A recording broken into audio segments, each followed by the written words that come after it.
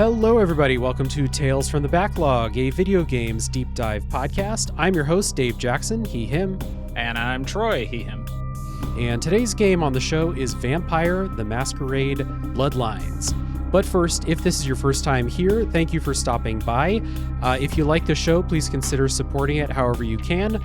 You can tell friends, share in Discord servers, leave ratings and reviews, etc. If you're on YouTube, likes and comments are really helpful. And you can support monetarily on Patreon too, patreon.com/realdavejackson.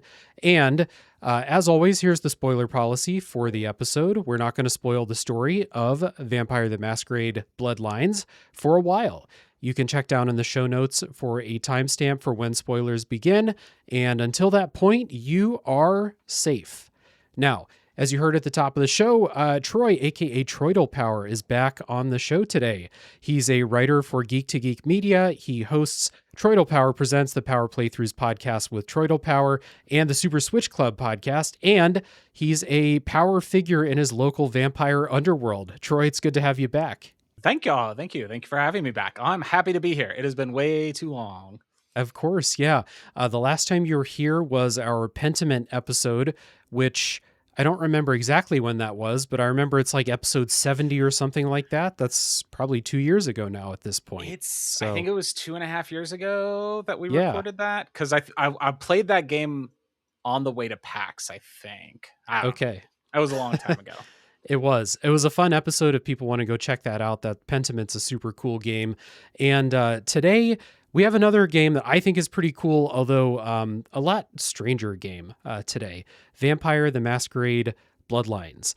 It is an RPG developed by Troika Games and published by Activision for PC in 2004.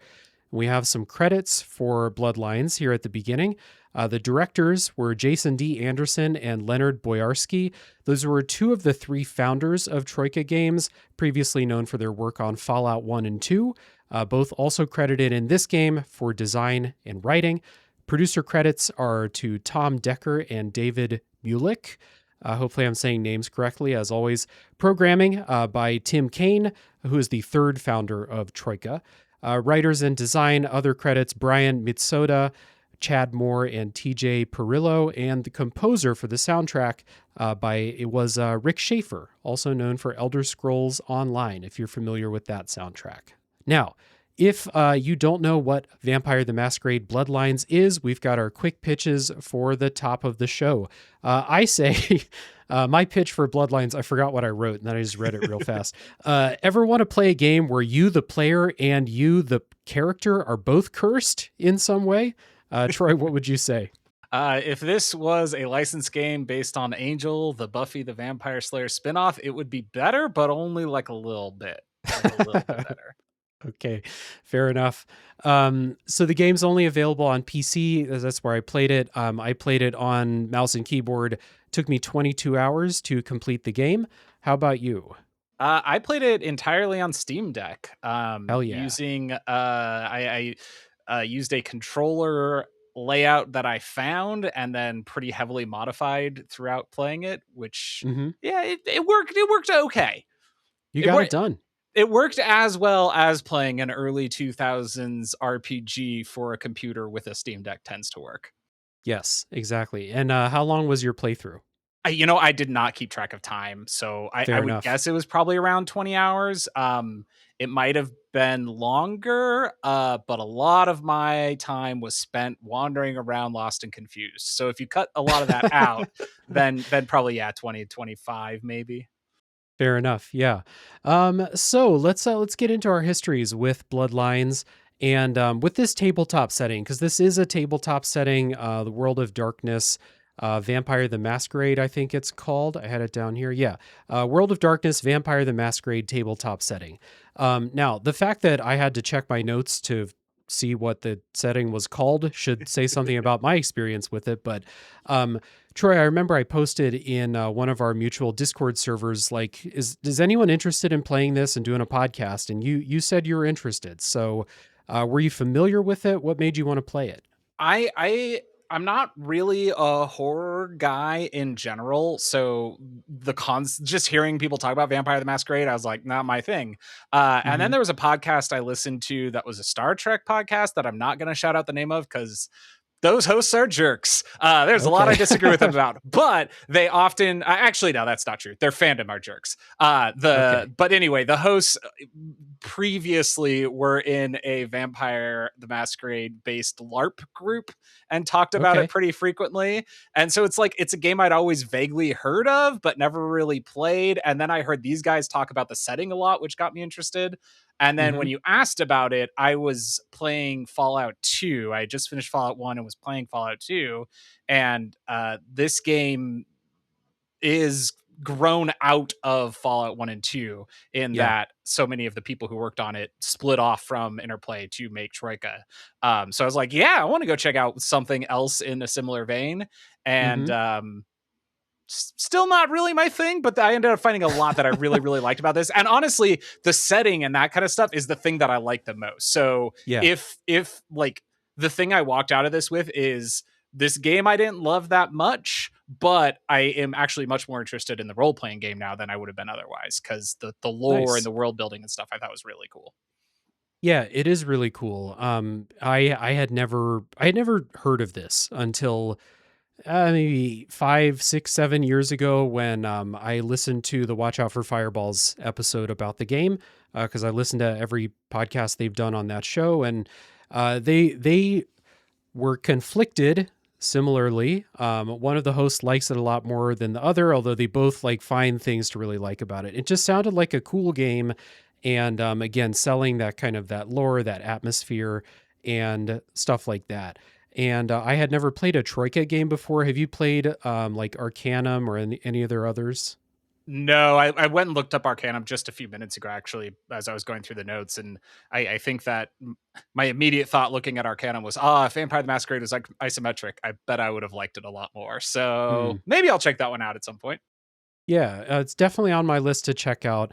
I'd like to try it someday, but no experience with Troika. Really, the thing for me was since I played Deus Ex like 5 years ago for the first time, I just really like this era, like early 2000s PC RPGs, especially like the first person. They're all kind of janky. They're all kind of weird. Even the original Deus Ex, it's a great game, like an all time great. It's pretty weird in a lot of ways. Um, I've probably played 3 hours of Deus Ex, and I have not made it into the Statue of Liberty yet. So, yeah. Yeah, I love that game to bits, but it's weird, and a lot of these games are weird, and I am drawn to them.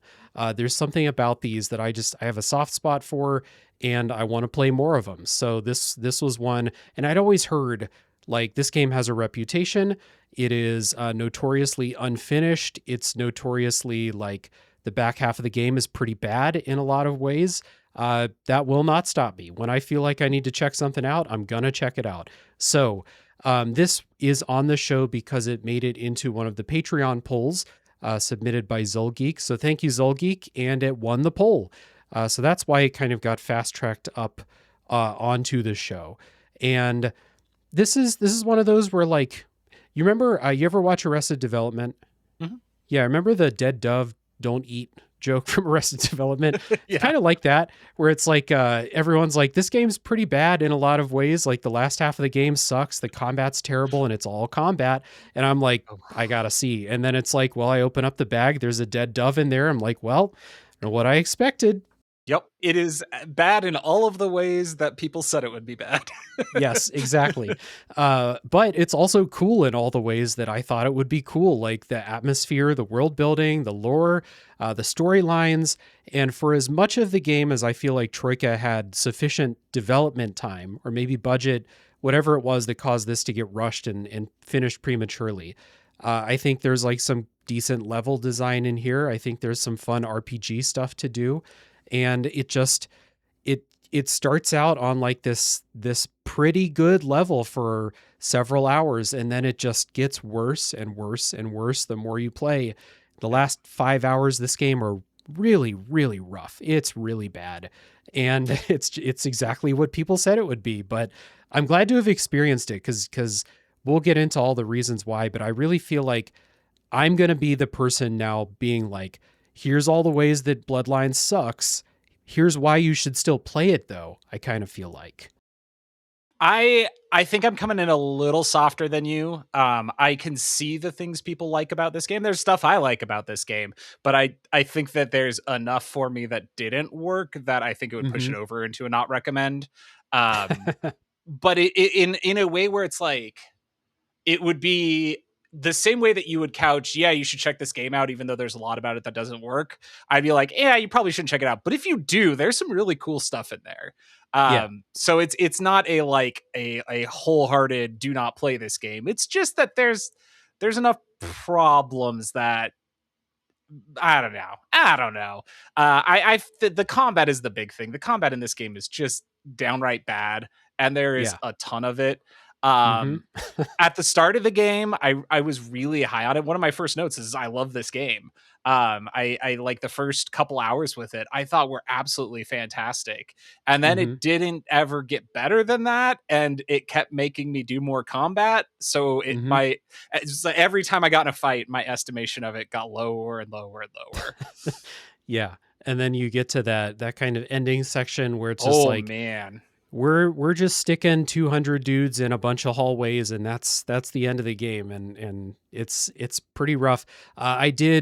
I'll just say right now, I did turn on the console cheats to make myself invincible with about maybe 3 to 4 hours left in the game.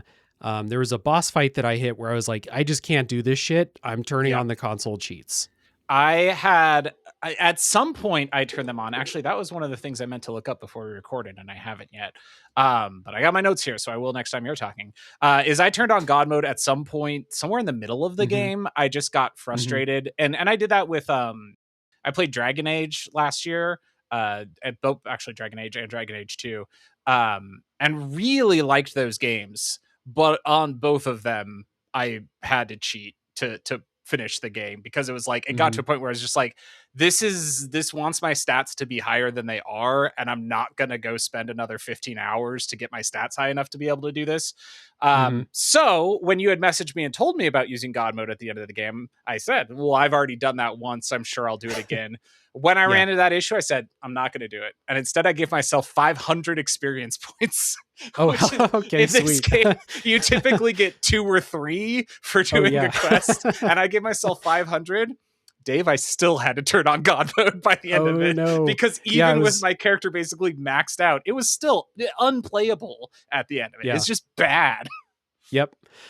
So it is a game of multitudes, for sure. A lot of cool shit, and a lot of actual shit. So after this music break, we're going to kind of set up the story. And I think this is part of the place where we'll talk about a lot of the things this game does well, talking about the story.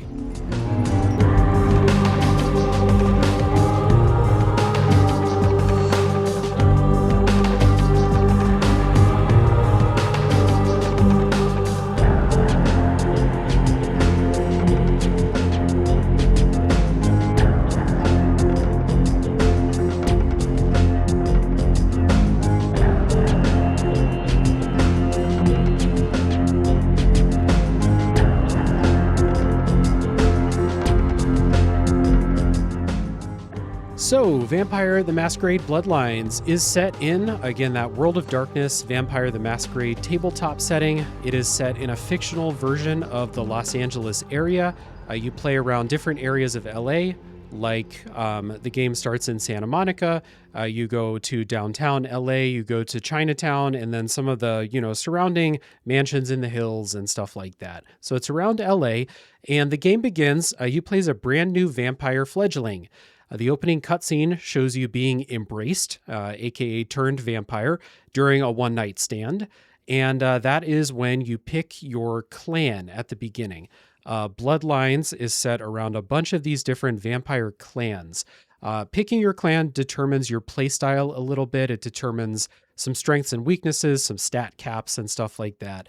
And one of the cool things about this game is playthroughs can be very, very different depending on what clan you pick. So, Troy, which one did you pick?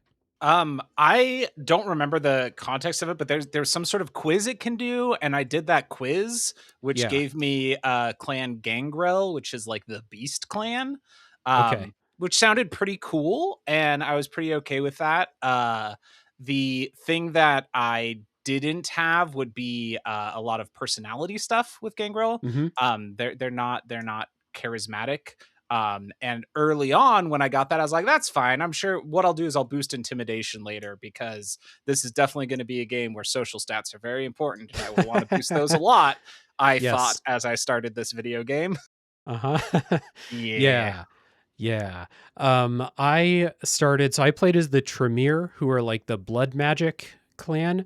I was looking through the different clans and I saw blood magic and I was like, that sounds like maybe not ideal for a first playthrough, but it's fucking blood magic. It sounds really cool. So I played that.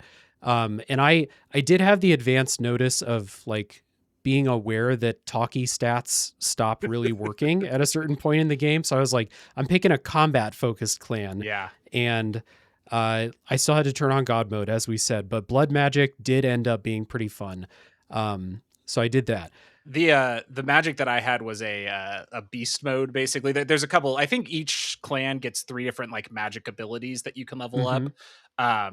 But the one of mine that I used all the time, at low levels, basically turned my hands into claws. So I played this Oh, hell entire yeah. game unarmed. The very end, once I had my extra 500 stat points, I started using swords as well. But I Nice. basically played the whole game unarmed, because you activate that and you get big claws on your hands and you just go to town. And then the final version of that lets you actually transform like werewolf style into a different beast, Oh, who that's pretty then sick. plays exactly the same. So it doesn't Yeah. really matter that much, but it looks But cool. yeah, I was gonna say probably looks pretty cool. The Tremere, the blood magic, started out as just like something called like Blood Strike, which I don't know, you shoot them with like a missile of blood or something like that. And the final spell for blood magic is called Blood Boil, which makes their blood boil until they explode. And it works on everything except for bosses. And it's like it That's kills everything in one hit except for bosses, and it's very cool. the Gangrel had a similar one. There's a skill that starts out with being able to summon crows to attack people, which Nice. early on, when I thought I was going to use a lot of stealth in this game, I was using that quite a bit, because it distracts people. And then the Hmm. final version of that is just called Pestilence, and they just die. It's no real. There's just kind of an amorphous green cloud that forms and kills whoever's standing in it. And it's like, oh, okay, that's pretty Yeah. powerful. Yeah, But same for thing, sure. does do nothing to a boss fight. So Yeah. So there's a couple other clans I just wanted to like shout out, like something I know about them, because this is some ways that like your playthroughs can be really different depending on what clan you pick. There's a clan called the Nosferatu that are so ugly they can't be seen in public. So you can't walk on the streets when you're in like the downtown areas and stuff. You have to walk through the sewers and like go up and I don't know, sneak your way to the shops and in important locations. So that would be very different. And then there's probably the most famous one from this game called the Malkavians. They have like visions and voices speaking to them. There's a character you can meet on the beach like pretty early in the game that is a Malkavian, and she's just like hearing shit and she's like saying really cryptic stuff. And that can happen to you as a player. There's a famous part in the game where you have a full conversation with a stop sign. If you're a Malkavian, recommended for repeat playthroughs. Number one, because it's really weird, and like Zulgeek, friend of the show, friend of mine, was texting me. He's playing a Malkavian character right now, and he was like, "It's really confusing for the first couple hours because you like legit can't understand what your character is saying until you like start to understand Malkavian speech patterns and stuff." So so not great for wild. newbies, but also I heard they get like the voices that talk to them will like spoil things later in the game, as if they have like, you know, they're seeing the future but only they can understand it, and then they try to tell people and they're like, what the fuck are you talking about? He said that other characters will like, if you're a Malkavian and walk up to them, other vampire characters will be like, ah, Malkavian, here we go again. Like this fucking guy. This guy's gonna say some shit. Yeah, all right, well, If I just nod my head, he'll leave eventually. um, so there's a bunch of other clans too. There's probably like 2 or 3 I didn't even mention there. So like your starting clan is really interesting, and this game's really kind of reactive to like what clan you are. You'll get like new quests based on what clan you are. I assume that you had like some kind of Gangrel specific quest line. I definitely had a Tremere quest line. Not that I came across. Now I'm curious. Okay. Did I miss a whole quest line? Or maybe it wasn't like signaled as like this is only Gangrel. I'm not sure, but Yeah, I don't know. the Tremere one had like a quest line of like the local Tremere elder hit me up and was like, "Come to my weird labyrinthian mansion," and I was like, "All right, okay." So I went there. I assumed it's just for Tremere. Yeah, I don't think. Doesn't look like it. Okay, fair There's enough. nothing extra for them. It's kind of disappointing, but oh well. Yeah. So the story in Bloodlines, it revolves around your character again. You're this brand new vampire. You've just woken up in the vampire underworld. The game kind of begins by introducing you to this power group called the Camarilla. They're this dominant organization of vampires in the LA area, and they set and they enforce these rules to keep the existence of vampires secret. Those rules are known as the Masquerade, and one of the rules is that not all vampires are allowed to embrace or create new vampires. So the one who turned your character into a vampire gets their head chopped off in the opening cutscene by the Camarilla for violating the Masquerade. And that's like one of the kind of morality or like limiting behavior systems in the game is this Masquerade system. Like if you're on the street, you can't do vampire shit or you'll violate the Masquerade. And if you do it too many times, like they'll send assassins after you and shit.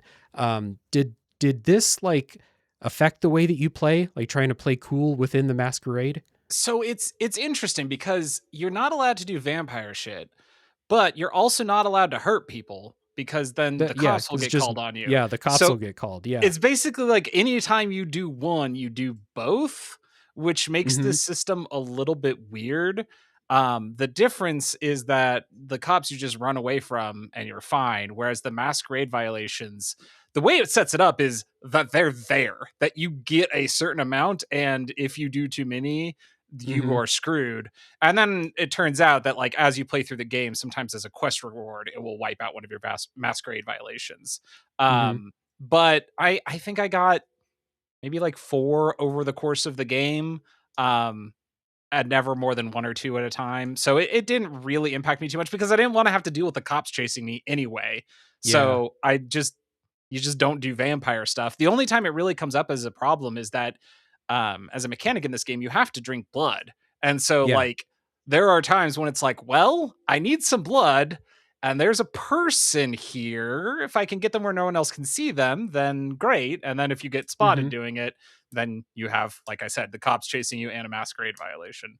So yeah, it's like it was an interesting idea that then ended up, because it was stacked with another thing, it was just like, well, I'm just not going to do that. I'm just not like the game never gives you a reason that you would choose to violate the Masquerade, like as a player. So yeah, it's just, of course you don't. You're a vampire. You don't want people to know you're a vampire.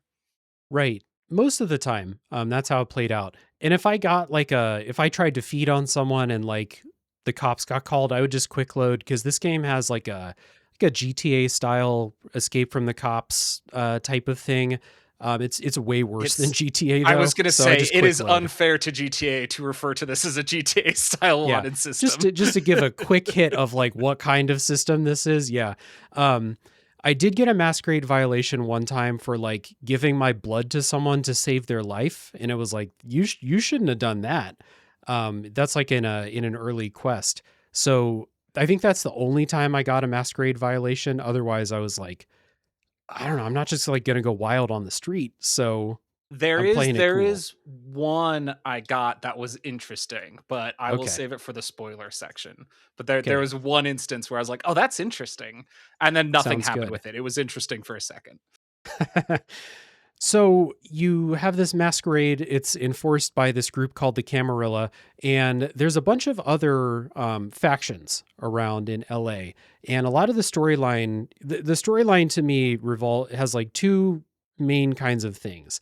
There's this faction war going on between the Camarilla, this faction called the Anarchists, another called the Sabbat, another that gets introduced like way later in the game. And this is like the cool part of the story to me is you are like this brand new vampire being pulled in all these directions, trying to understand vampire society, trying to understand like who should I trust. I'm doing quests for the Camarilla, but it's like I don't know if I trust them. They're just kind of the people giving me stuff to do, and I'm like, well, I don't know who the fuck anybody is. So well, and specifically, like the guy who's in charge is like, hey, I killed the guy who sired you, but I'm not going to kill you. But right. now you are my errand boy, and you are going to Yeah, do everything I tell you to do. So it's not just exactly. that you're thrown in without knowing what's going on. You are like a pawn immediately upon starting this Right. game. Yeah. And so I think the game does a really good job of like selling you that idea that like you're this brand new vampire, you barely understand how vampire society works. And now you've got these people trying to get you to do jobs for them, pulling you in all these different directions, telling you like, oh, you just did a quest for them. They're full of shit. You can't trust them. You can trust us. And like everyone tells you that. So it's kind of like this whirlwind introduction to the world of being a vampire. I think they pull this off really well. Yeah, I agree. It's a little because of the nature of the technology involved.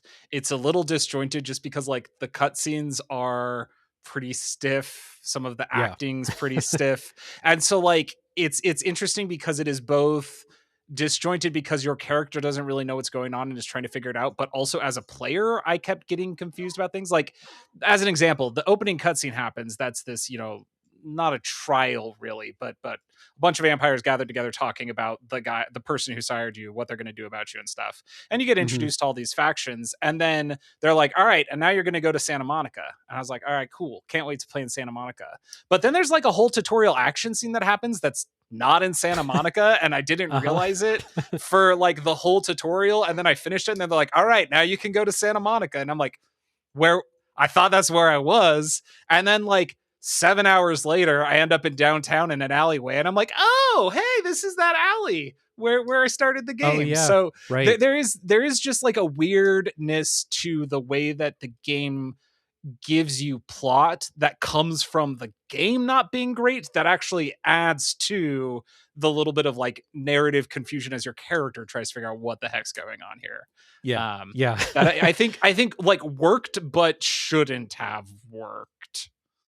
Yeah. One of those like kind of serendipitous way that video games being weird can add to atmosphere and stuff like that Yeah, for yeah. sure. You mentioned the acting too. Like I agree, like the cutscenes and I generally I think the voice acting in this game is really good.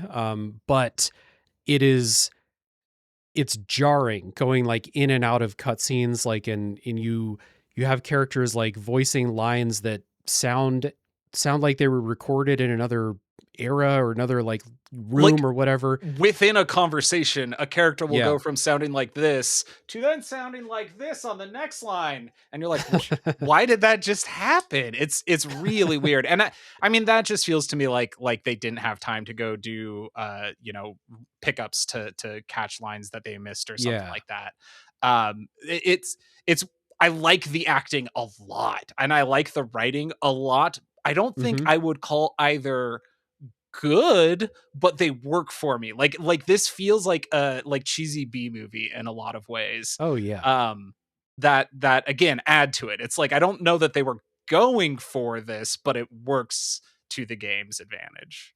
Yeah, 100%. It makes these characters memorable. They're like character like visual designs are really memorable too. Like this Absolutely. is not a traditionally good looking game, but at least the characters look good and memorable like within this within like the tech that they were working with. Mhm. So you'll never like I'll never forget some of the characters in here, like Smiling Jack, the guy that leads you through the tutorial, LaCroix, the leader of the Camarilla. Teresa and Jeanette, like two famous characters that you meet early on. One of them, and I can't remember, Jeanette, I think, is the one that is the Harley Quinn looking one that I heard when they redesigned Harley Quinn for like these, things in the last 10 years or so, that this character was kind of an inspiration I can for absolutely that. see that. Yeah. Yeah. For the like Arkham level or Arkham style Yeah. Harley Quinn. Yeah.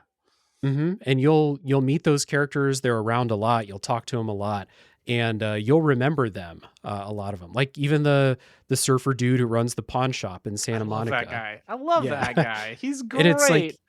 it's weird, like voice delivery. He's got like this, "What's going on, dude?" Like that kind of voice acting. Yeah. It's not it's just that is I mean that's the point I circle over and over with this game is I don't think it's good but it works and I don't think it's good but I like it.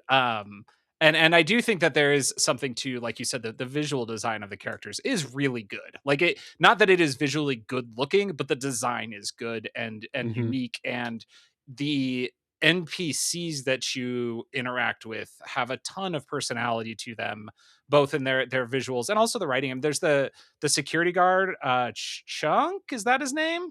Oh yeah, Uh, Chunk. Yeah, I love Chunk. He's great. He will yeah, forever be one Chunk's of my great. favorite characters in a video game. And it's just it is a weird. It has tons of personality in the hmm character design and in the performances.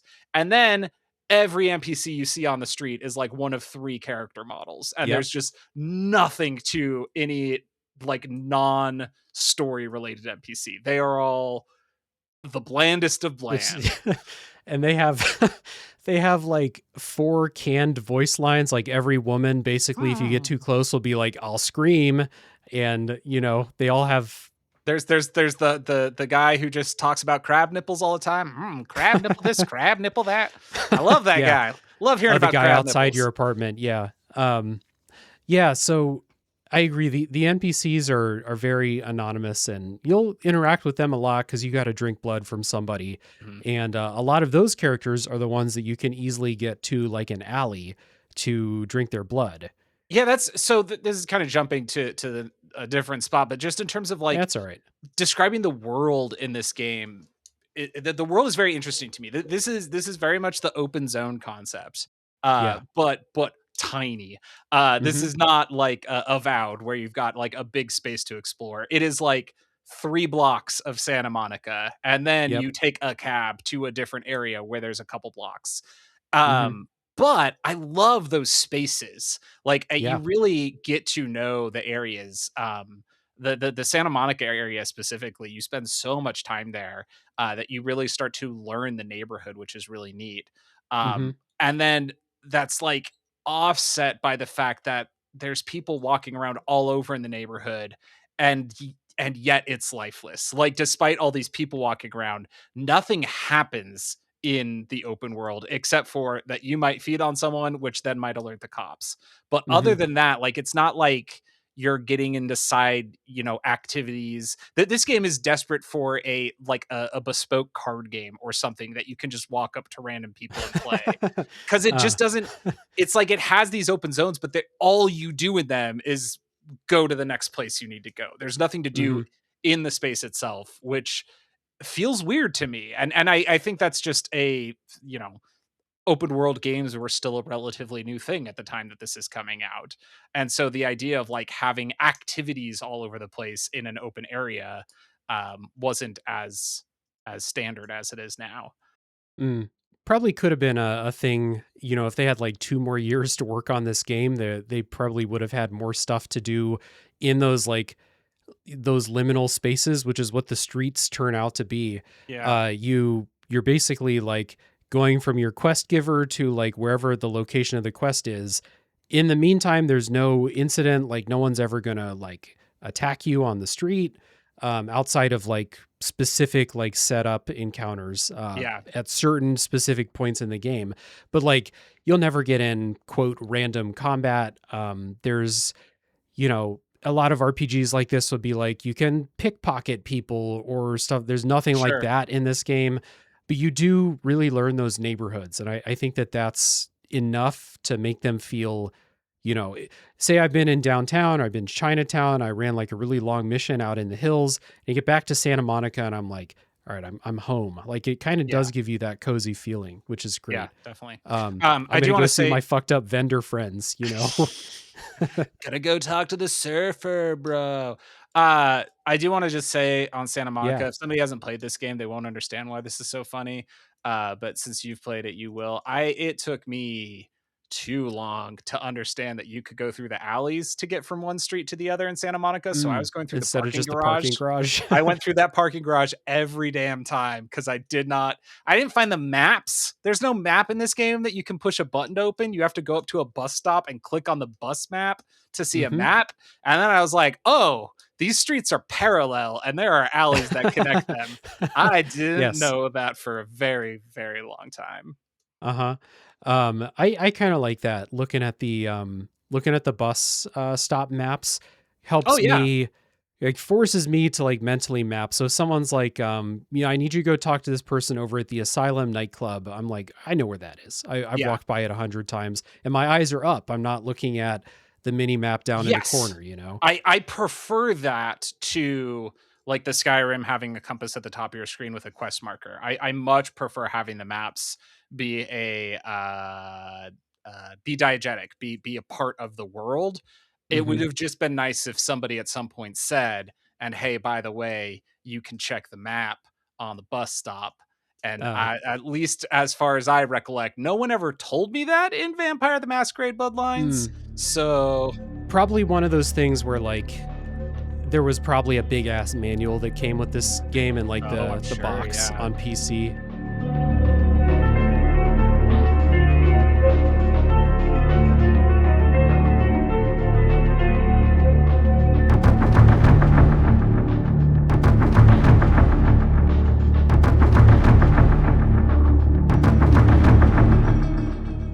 We were kind of talking about like the tone of the place, so let's kind of talk a little bit more about that. Like the game takes place at night. Of course, you're a vampire, you can only be out at night. I think the music is really interesting to kind of like set this kind of nighttime. It's got a little bit of sleaze to the vibe, like sleazy noir. I loved the music, both the theme. There's a particular theme that just plays all the time in Santa Monica. I don't remember if that continues into the other zones or if they each have their own background noise, but yeah, downtown has a theme for sure. okay. But the Santa Monica one in particular, because I spent so much time there. Yeah. So here's the other thing about Santa Monica, Dave, is that to get to different areas, you take a cab. Your boy missed that. I missed when I was told to take a cab to go downtown. So I spent a lot of time wandering around Santa Monica trying to figure out where downtown Santa Monica was. Turns out they meant downtown LA, which is a different part of the game. But so anyway, yes, the music that plays as you wander around there like is really vibey and fun. And then every club you go into is just playing the like Matrix soundtrack rejects in the best way possible. The combat music is really fun. In fact, the music is like one of the things I have nothing bad to say about. I think the music in this game works all the way through. I love it.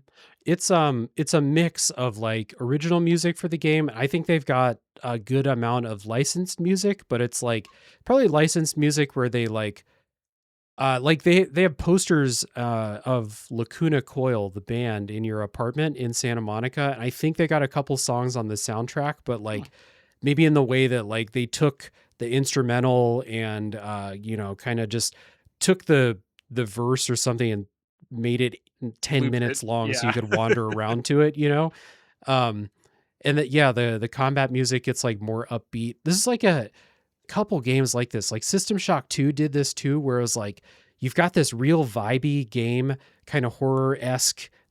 Bloodlines is not like a super scary game, but it's got some horror vibes to it.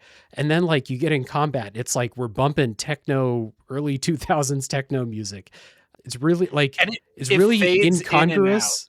As you go in and out of combat, like it transitions really nicely into the combat.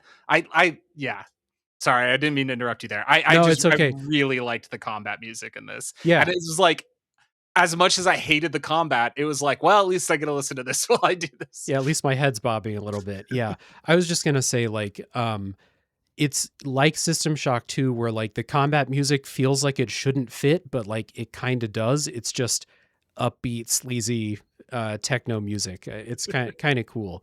And the other thing that I think like just like it's part of the vibe. It's not part of like the nighttime vampire vibe, but like I think this game's really funny Sure. and often funny, we'll say. You can tell this game was written by a bunch of dudes like in their late 20s or early 30s or something like that. It's got that sense of humor a lot of times, but I think there's a lot of cool stuff around with like graphics, the magazine racks with all the magazine titles and stuff. And then like a lot of the dialogue is pretty funny too. But like that's part of the vibe too, is it's like you're in this like vampire world, but this is not a serious game. Like it's hard to take it seriously a little bit because of some of those presentation values we talked about, but it's also really goofy, like a lot of the time too. It is. It's silly in like I don't know. It is like it is a weird sort of comedy. I'm looking at your notes and just seeing the magazine rack where there's a magazine that's just called Chin. Yep. It's It just got a just has a picture of giant Chin on the fucking chin cover. on it. Yeah. That's great. That's great. That's a great magazine to put on there. It's not even a joke. And that's the thing is like a lot of what I found really funny in this game isn't even really a joke. It's just like little moments of absurdity. Which comes in the dialogue too. A lot of the Yeah. dialogue options that you're given are really funny. And for most of the game, I wasn't picking those because I was afraid I would screw something up. And then Mm-hmm. the further I got into the game, I realized I'm like, this isn't a game where you can screw things up via dialogue. Like no Mm. matter almost I may be wrong, but the way that I felt about halfway through the game is like no matter what I choose in dialogue, the same thing's gonna happen. Like Yeah. the quest lines are extremely linear, and so Mm-hmm. you can choose the ridiculous option, and then you'll get a ridiculous response, and the conversation will move on. But it took me a while to realize that and start playing with that aspect of it. Yeah, 100%. You like in dialogue options, your character can be like an asshole to basically everybody. You could be super sarcastic, and it has that like I said, like that early 30s dude from the early 2000s sarcasm humor, and it's like you can pick all that shit. I don't think anything's gonna, I don't think LaCroix is gonna cut your head off for being sarcastic with Right. him. And I thought when I started this game and saw the dialogue options, I assumed that's what I was in for, was that this was Yeah, a game same. where like if you choose the wrong option, like you're going to lose access to this faction, and just not at all. Yeah. In fact, when the game said, "Hey, do you want to choose an option where you choose to betray somebody?" I said yes, and then the person I was betraying said, "Yeah, yeah, yeah, anyway," and then sent me on the next mission, and I was like, "Oh, well, okay. I thought you were giving me an option here, video game. Never mind." Yeah, one of the many probably unfinished like branches of the story for sure. Could very well But be. yeah, I just I'm drawn to this picture of the magazine rack in my notes here with Chin magazine. There's there's another one called Mayday magazine, just picture of an airplane on the cover. There's a couple of there's another one on this same rack called Chin Shop magazine, which I didn't can't know tell what's there going was on a that chin cover. and a chin shop. Yeah. It's really good, and just another example of like Gen AI could never make funny magazine covers like this. It would not be nearly as funny. It's 300% funnier knowing that a person came up with Chin magazine Right, exactly. as a thing. Yes. The fact that somebody's day, somebody's morning. I don't think whoever did this had a day. I think somebody had a morning where someone was like, "Hey, we need some JPEGs to put on this magazine rack." And somebody had to Yeah. sit there and be like, "I don't know, chin? Is that Yeah. anything? He like What looks about around the chin room and shop?" is like, yeah, looks around the room and is like, well, such and such over there's got a big fucking chin. Maybe I can take a picture and throw it on a magazine cover. So I need to know if there's any investigative journalists listening. I need to know the story of who's on the Chin magazine cover in Bloodlines. You know what it strikes me as? It is the same sort of silly that Max Payne 1 has, where Oh it's yeah. like, this is so serious and also so dumb at the same time, and Yeah. somehow manages to pull it off. Like, Hmm. Great vibes. yeah. And then I don't know, it just couples really well with like that nighttime vampire underworld type of vibe too. So really cool. I guess the last thing with like story stuff is I was pretty entertained by the there's the storyline with these competing factions, and then there's the storyline with this ancient sarcophagus that's found, and everyone wants a piece of this sarcophagus. And there's this rumor among some of the vampires that like the vampire end times are coming. There's actually like quite a bit of detail to it, like vampire blood is getting thinner, and so like new vampires are weaker and weaker than they've ever been before. They think that some people think that this is like a bad omen for the end times coming. And then like you've got this like ancient vampire sarcophagus that's found, and there's a bunch of, you know, people trying to get their hands on that. There's a bunch of political maneuvering and stuff. This is one of those things that kept me playing when I was like, man, the combat is such dog shit.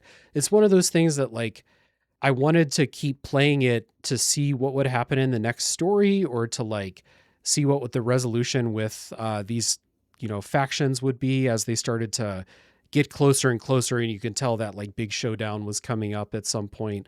What did you think about that stuff? I liked all of that. I like the interplay between the groups.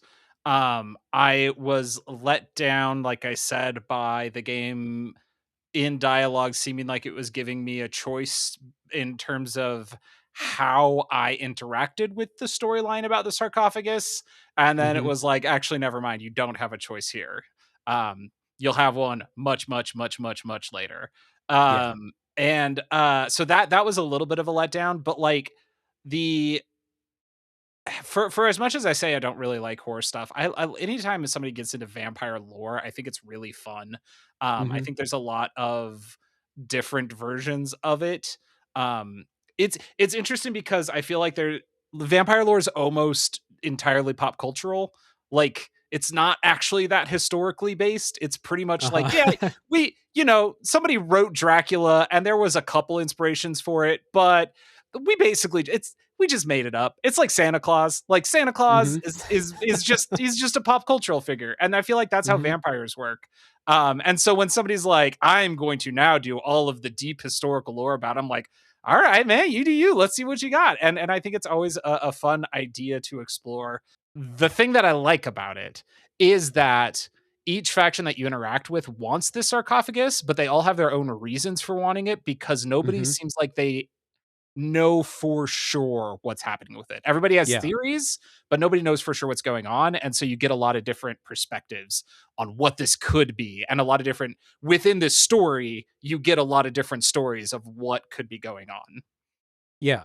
And so it kind of like plays into which of these factions am I going to align myself with? Who do I trust the most? Like, you can kind of take in what they say about the sarcophagus, but like you said, they're all kind of guessing. And so you're just like, well, I think maybe these people are more on what I think is the truth, but also I don't like them. So maybe I'm gonna like side with this other faction a little bit because uh perhaps I think that you should not open the sarcophagus, and that faction is going to try and keep it closed. You know, like you could, everyone's operating on like super incomplete information or like hundreds of thousand-year-old rumors or something Yep. like that. So it is really cool, and it all ties into this like really deep vampire lore. Mhm. I think that's one of the benefits of this being from a tabletop setting with like, you know, they have fucking long source books and stuff with like all the stuff. And from what I heard, Bloodlines, the game, barely scratches the surface of like all the other types of creatures of the night that are part of like the world of darkness and stuff like that.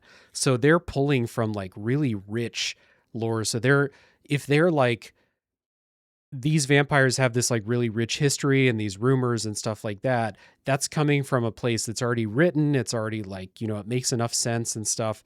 And it makes it more believable. I can just kind of like slide into it in the game and be like, yeah, you know what? Like maybe we have this sarcophagus that's supposed to hold like one of the direct descendants of Cain or whatever and the original vampire. And yeah, I think we should keep that thing closed. So I'm gonna do what I can, even though, like you said, this it feels like this game was supposed to branch out in 20 different directions with the story, and you ended up with you ended up with a lot of different endings, but effectively one story, like one branch. One choice. Mass Effect 3 style, baby.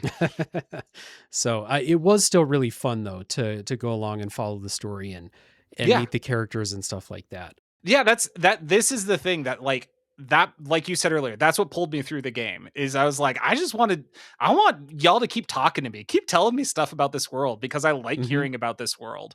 That was the reward for me for completing a quest. Was, all right, now somebody's gonna go tell me some more weird stuff about vampires. And that consistently worked for me, even when the writing was cheesy and the voice acting was weird. Like I was still on board to hear more of the lore. Yeah, absolutely. Anytime, there's a certain point someone's like, we need you to go find the Nosferatu. And I'm like, I can't wait to see what fucked up shit the Nosferatu are up to. Let's go see where the Nosferatu live.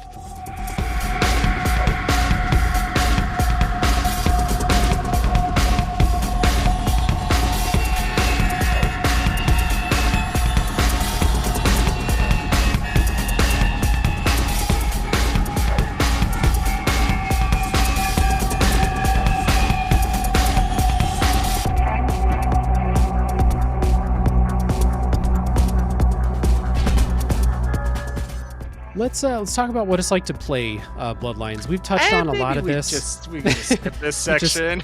skip ahead a half hour or so. We've touched on some of it. We talked about the blood feeding a little bit. We talked about the Masquerade and how you kind of have to mind your P's and Q's, no Masquerade violations. Until you're in a combat scenario. And then it just doesn't matter. As soon as you're in a place where you're fighting, all bets are off. Right. The game is broken up into these different zones. So there are Elysium zones, which are home to like the vampire clan leaders, where you can't do combat at all. There are Masquerade zones, like the streets, where you can do it, but you can fight people, you can do vampire shit, but if you get caught, it's a Masquerade violation. And then there's combat zones. And you're right, it is kind of weird that like I'm in a Masquerade zone, I'm in the middle of the street. And if someone were to start shooting at me, I can do blood magic. You can pull out your claws or whatever. Everything's fine in that case. Yeah. But it is kind of, I don't know, it's kind of cool to like go into a place and be like, oh, this is an Elysium zone. Like this is a big vampire, like an important vampire's area. Not that I can pull out a gun in here, but I shouldn't, even if I could. Yeah. So character building is pretty simple, I would say, although like clan specific, you'll be kind of put on different paths for character building. Like, for example, the Tremere could not raise any physical stats to the max. So I was kind of capped in that way. But I could do a bunch of like intelligence stats, blood magic, stuff like that. Real quick, just want to shout out, this game has an incredible get EXP sound effect, that guitar chord when you get a couple of skill points. Put that shit in my veins. It's incredible. It's so good. It's so good. So you were...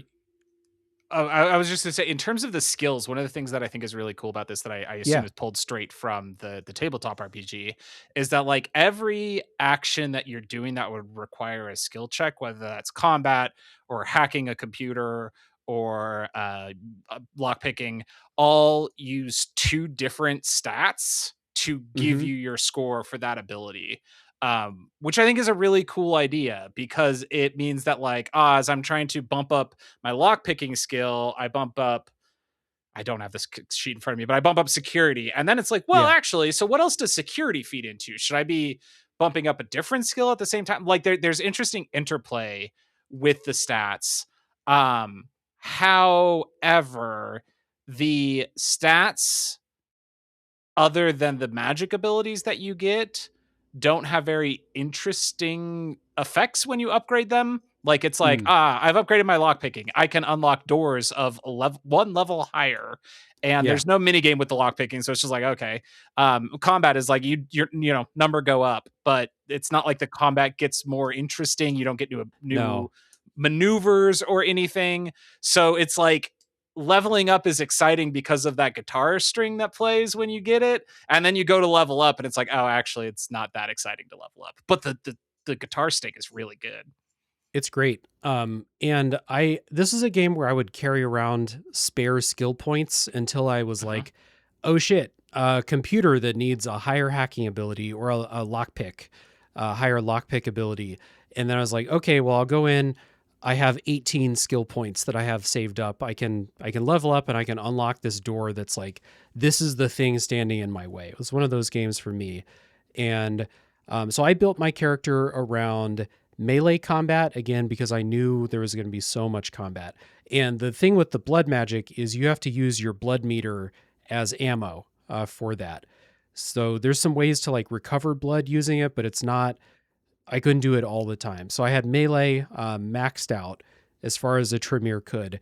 And then I focused on lockpicking and hacking for a little while. And then I like 100% specialized in lockpicking because this is one of those games that if you didn't fully spec into either lockpicking or computer hacking, I don't think you can beat this game.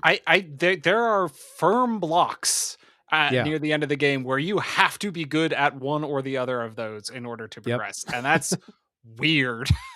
Thankfully, I got annoyed enough with the lockpicking pretty early on that I leveled that way up, so I didn't run into issues with that. And then the hacking. So hacking in this game, whenever you go to use a computer, it's like it's a terminal type setup. So like if you open the computer, it'll be like email, and you can't click on it. You have to type email. And if you'll remember, I was playing this game on a Steam Deck. Oh yeah. Yeah. So I had to use the on-screen keyboard anytime I wanted to play it. But also I was playing the GOG version of this game, which played nice with the Steam Deck, except for that if I put the game to sleep, then the on-screen keyboard wouldn't come on anymore until I closed the game and reopened it again. So I would say within about an hour of starting this game, I was like, I'm going to not use computers as much as I possibly can because everything about interacting with them was a pain on the Steam Deck. And then the hacking process should be easy because it's just, you just hold a button and it hacks. Does that ever change? I assume that doesn't change. Oh, no. No, you press Control-C to hack every time. And if you're, it's kind of like you said, and it's like the skill checks are binary. It's either like you have the skill level, so you succeed, or you don't, and you will never succeed. It's not like a dice roll or something like that.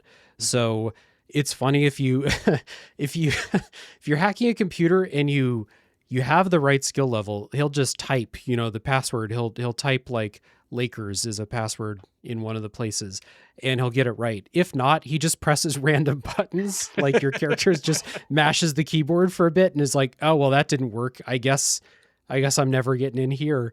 I thought that was pretty funny, but it's one of those RPGs. If you look at the skill tree, there's quite a lot going on. There's a lot of persuasion skills. There's like, you can like seduce characters. You can dominate them. You can intimidate them. There's, you can just like sweet talk them. Like there's a lot of different talky skills. There's stealth. There's like a finance skill. There's a lot.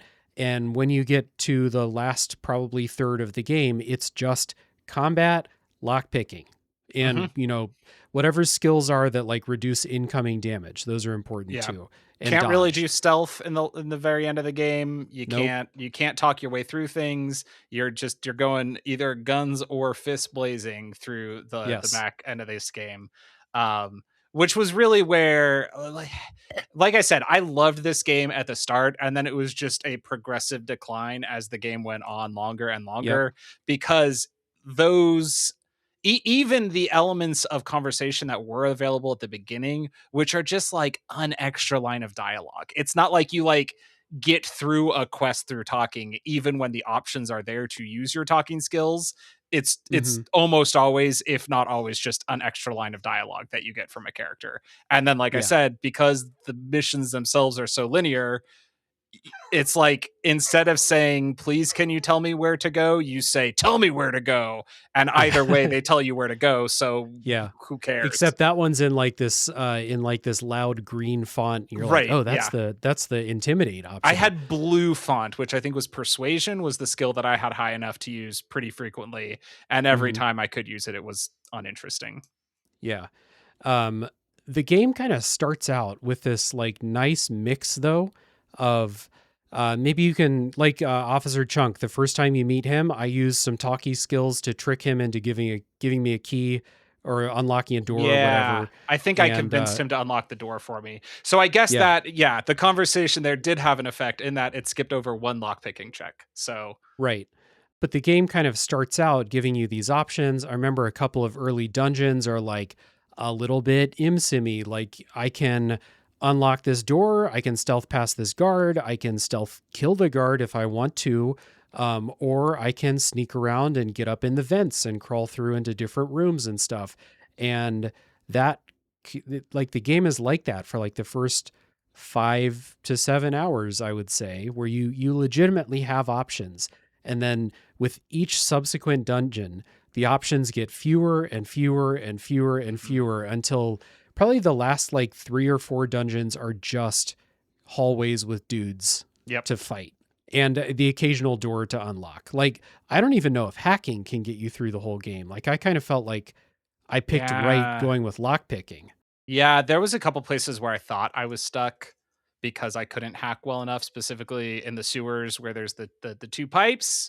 You probably know what part I'm talking about. You have to swim through the Yeah. pipe. Yeah. I thought I had to hack that computer and spent a long time being frustrated by it, and then it turned out I didn't have to. So when I first started playing this game, I was taking very thorough notes. I was like Mm-hmm. journaling what my character did uh, each time I played. And I found my note on Chunk. Right Yeah. above Chunk is the letters AFOC, which I was like, AFOC. What was I thinking when I wrote that down? I figured out it means always feed on cops. Oh, Because my note after that says that includes Chunk, the security guard who I talked into letting me into the gallery I'd already broken into. Conveniently, he also dropped the gallery keys when I fed on him. So I broke into the gallery, then I talked to Chunk and convinced him to let me in. Then I fed on him and he dropped his keys. So again, nice. 3 different ways that you could go through there. I just happened to do all of them. So Right. And so the game does have that kind of different play styles being supported for a while, and then it's just combat. And combat is I think combat in this game tops out at being kind of fun in a janky way, and that's like not very often. Like that's as good as it yeah, gets. Is like this is goofy, like the way. So I played melee combat, and like you said, like if you upgrade melee to max, you don't get a new melee move. You just do more damage with your 3-hit combo.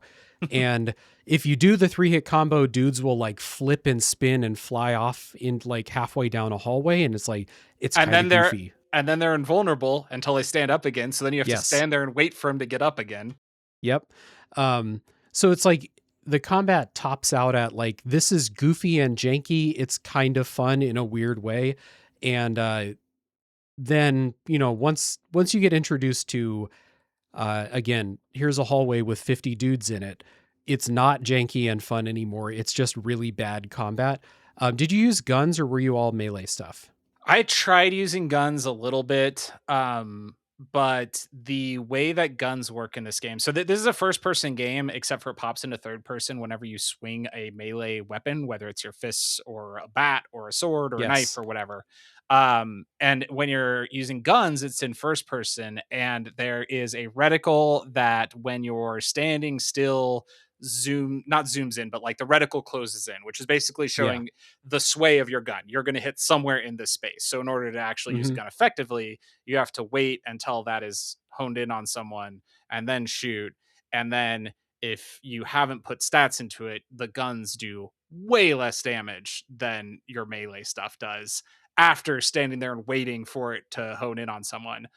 At the end of the game, after I'd given myself 500 skill points and I had bumped Oh up my yeah. gun abilities so that I had way better damage and that reticle zoomed in way faster, gunplay still sucked. So, uh, you know, it's just not what this game is good at. You really had me in the first half there for sure. um, yeah, the melee combat never got better, especially when you're fighting. Things hit pretty hard late in the game, and if you're playing melee, like you're right up next to them. Mm-hmm. And one of the other cheats I gave myself at the end was unlimited blood, so I could just use my best blood spells and just kind of get through the stuff. It's it's bad. It's real bad combat. Again, kind of topped out at like if I'm fighting two dudes, it's kind of funny and janky and like endearing in that kind of way, but you lose that pretty quickly as you play.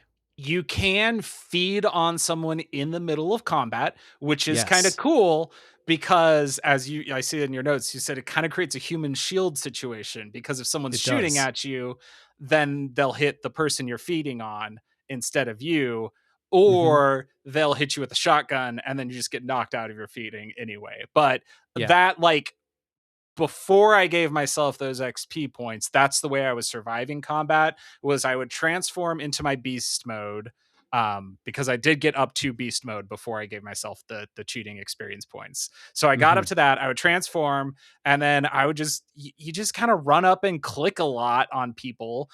You do have to aim your melee attacks and the Hmm. camera is bad. So in order to Hmm. be able to see well what's happening, you'll be aiming at people's shins, which does like very little damage. So you kind of have to like look around and then flick your camera up real quick so that you aim at their head with your melee attack.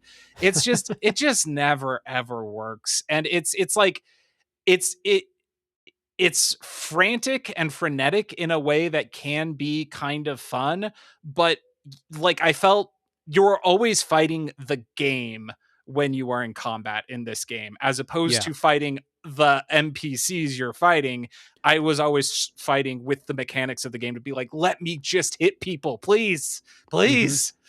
I ended up playing for the reasons you said. I ended up playing this in a really kind of unfun way, which was my blood magic was great, but it used a lot of blood, and like buying blood packs is expensive. And my melee was maxed out. I had like over level 10 melee. I had an awesome sword, and then eventually, like, I think I was fighting with like a sledgehammer for a while. Like, I had some cool melee weapons and stuff. But by far the best thing in combat was to use my trance ability, which I think all the vampires get trance. Just kind of like stuns people for 5 I don't seconds or think so. I had that, but I had Okay. the ravens that basically I think did the same thing. Okay. Maybe it's a blood magic thing, but so I use the trance, which basically puts them, you know, into a trance. That's what the word means. For 5 seconds or so. Early in the game, I'd be like, oh, I'm using trance for stealth. I'm gonna put this guy in a trance and run past him. Like that worked. Late in the game, it was like put them in a trance so they can't resist if I go up to feed on them. And then that was combat. I would put them in a trance, feed on them. Once you're in the feeding animation, they can't get out. You can only get knocked out if someone else hits you. So it's like one by one, trance, feed, drain them completely empty, refill all my blood. Because that One more keeps you in person. stealth, right? That's the I closest to a stealth kill is that if you feed on someone while honestly stealth. honestly couldn't tell you if that's Okay. counts as stealth, but they can't break out. So it's like, and you know, if you're feeding on regular people on the street, you're not supposed to kill them or you get a masquerade violation. But in Right, right, combat, right. just drain them completely dry. As long as you're fighting humans, you can do that. So that was my combat. Until I turned on God mode, it was maybe I'll fuck around with blood boil, and then eventually I'm gonna run out of blood. Then I'll trance and you know drain 4 or 5 dudes in a row, and that's combat. And it's really uninteresting to play that way, but it's the only way to like that I felt like really effective.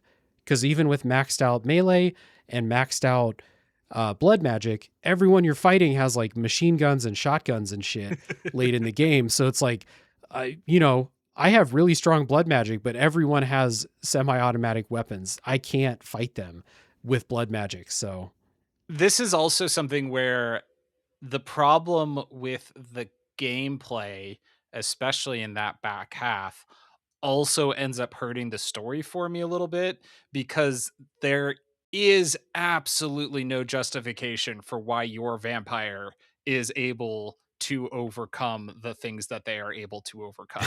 Like, you are True. the most powerful vampire in Los Angeles by the end of this game. And Yeah. there's just no acknowledgement of that. Nobody's like, wow, you're powerful. I've been listening to the More Civilized Age podcast playthrough Knights of the Old Republic 2, and they talk Mhm. about how in that game is basically about how your character is the player character. It's like about how you are not the character in the game. Your character in the game is powerful explicitly because you are the player, and that's like Mhm. what's happening is that you're special. And Vampire the Masquerade Bloodlines like never acknowledges that you're special, and yet you kill hundreds of other vampires by the end of this game. Like, Mhm. it is it that like made the story work a little less for me, because I was just like, who am I? Why am I so strong? And the answer is because I use the console command to give myself experience and then make Yeah. me invulnerable. And within the game, there's it's that's just never considered. It's not, nobody ever points out that you're strong. You just are so strong. Yeah. I guess like the closest thing would be that they keep asking you to do increasingly more and more dangerous things, but But like, but that's but that's it. why? Yeah. Why me? Hey, Because LaCroix, you you know that can. tall guy you got Yeah. standing next to you? How Right. about he goes and gets the sarcophagus? Yeah, exactly. He looks like he can just carry it over his shoulder. I don't know what I'm supposed to What am do I with going to it. do? At one point, I apparently did. There was a cutscene of me looking at it, and then there was a cutscene of me pushing it into a truck. And presumably Yes. my character carried it in between those two moments, but the game didn't show me that because it would look ridiculous. Exactly. And how did they get a truck? Nobody knew I was Where did the truck like come from? I snuck into that mansion. Yeah, I don't know. If I've It's a got a real truck, weird. why did I have to wait for the taxi cab to give me a ride to downtown? I could have just driven there myself. Exactly. Yeah. Um really weird game. One other note, this game has a handful, I would say not a lot, but a handful of boss fights, and they're all garbage. They're all among the worst boss fights in gaming, in my opinion. They top out Yeah. to me at this is a boss fight in a bad combat system, and luckily they don't have a ton of HP. That's about as good as it gets. Yeah, I think that the boss fights were missing interesting mechanics to make them work. The bosses did interesting attacks in some cases, but there wasn't Hmm. anything interesting for the player to do in a boss encounter that was different than what you were doing normally. And what I mean by Yeah. that is that, like, I wish there was an option. For instance, if the game made you fight, I don't know, against a massive flying monster that has more HP than anything else in the game, if they gave you something to do that would interact with the fact that that creature was flying. Like, Mm. oh, if you go, flip this power thing, then it'll turn the lights on and that'll blind him or something like that. And it just doesn't Hmm. do that. It's just like, there's just a flying guy and you have the Yeah. exact same abilities you've had the whole time. Figure it out. Hope you're not Right. melee based, because that would suck. Let me tell you, as a Hypothetically. melee based character, yeah, it's a lot of well, I guess I'm just gonna wait for it to land, and then I'll see what I can do.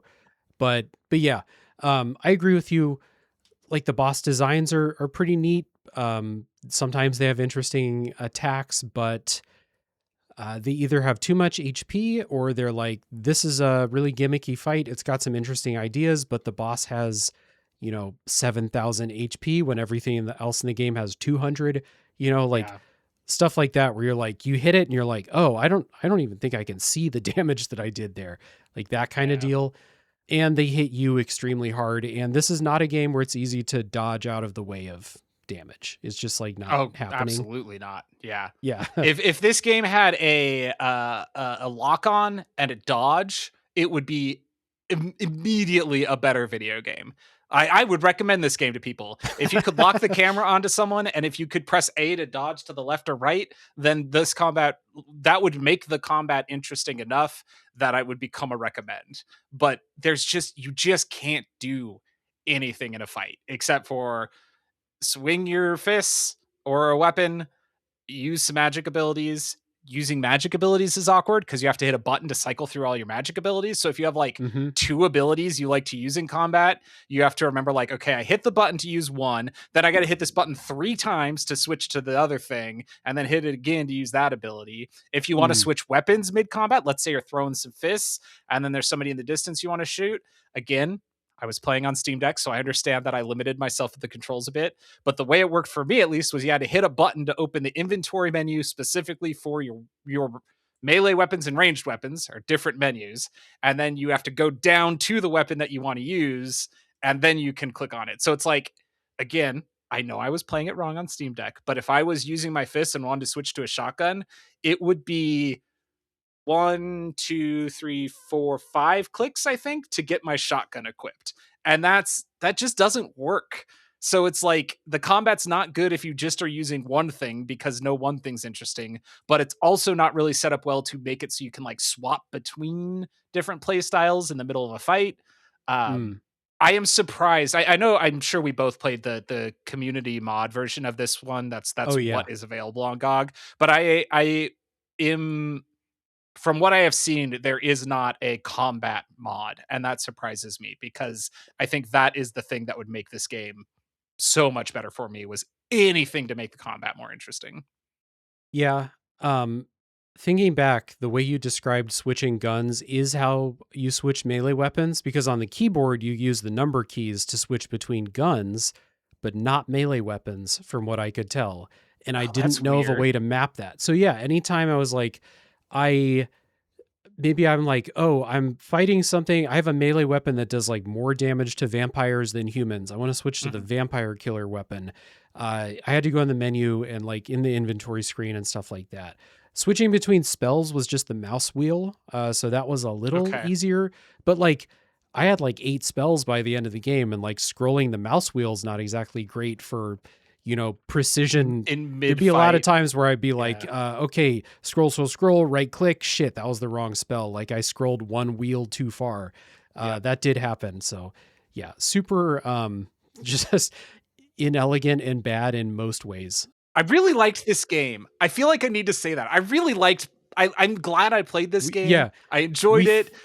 It's just that the bad things, the overall is positive, but the amount of bad things is so large. Yeah.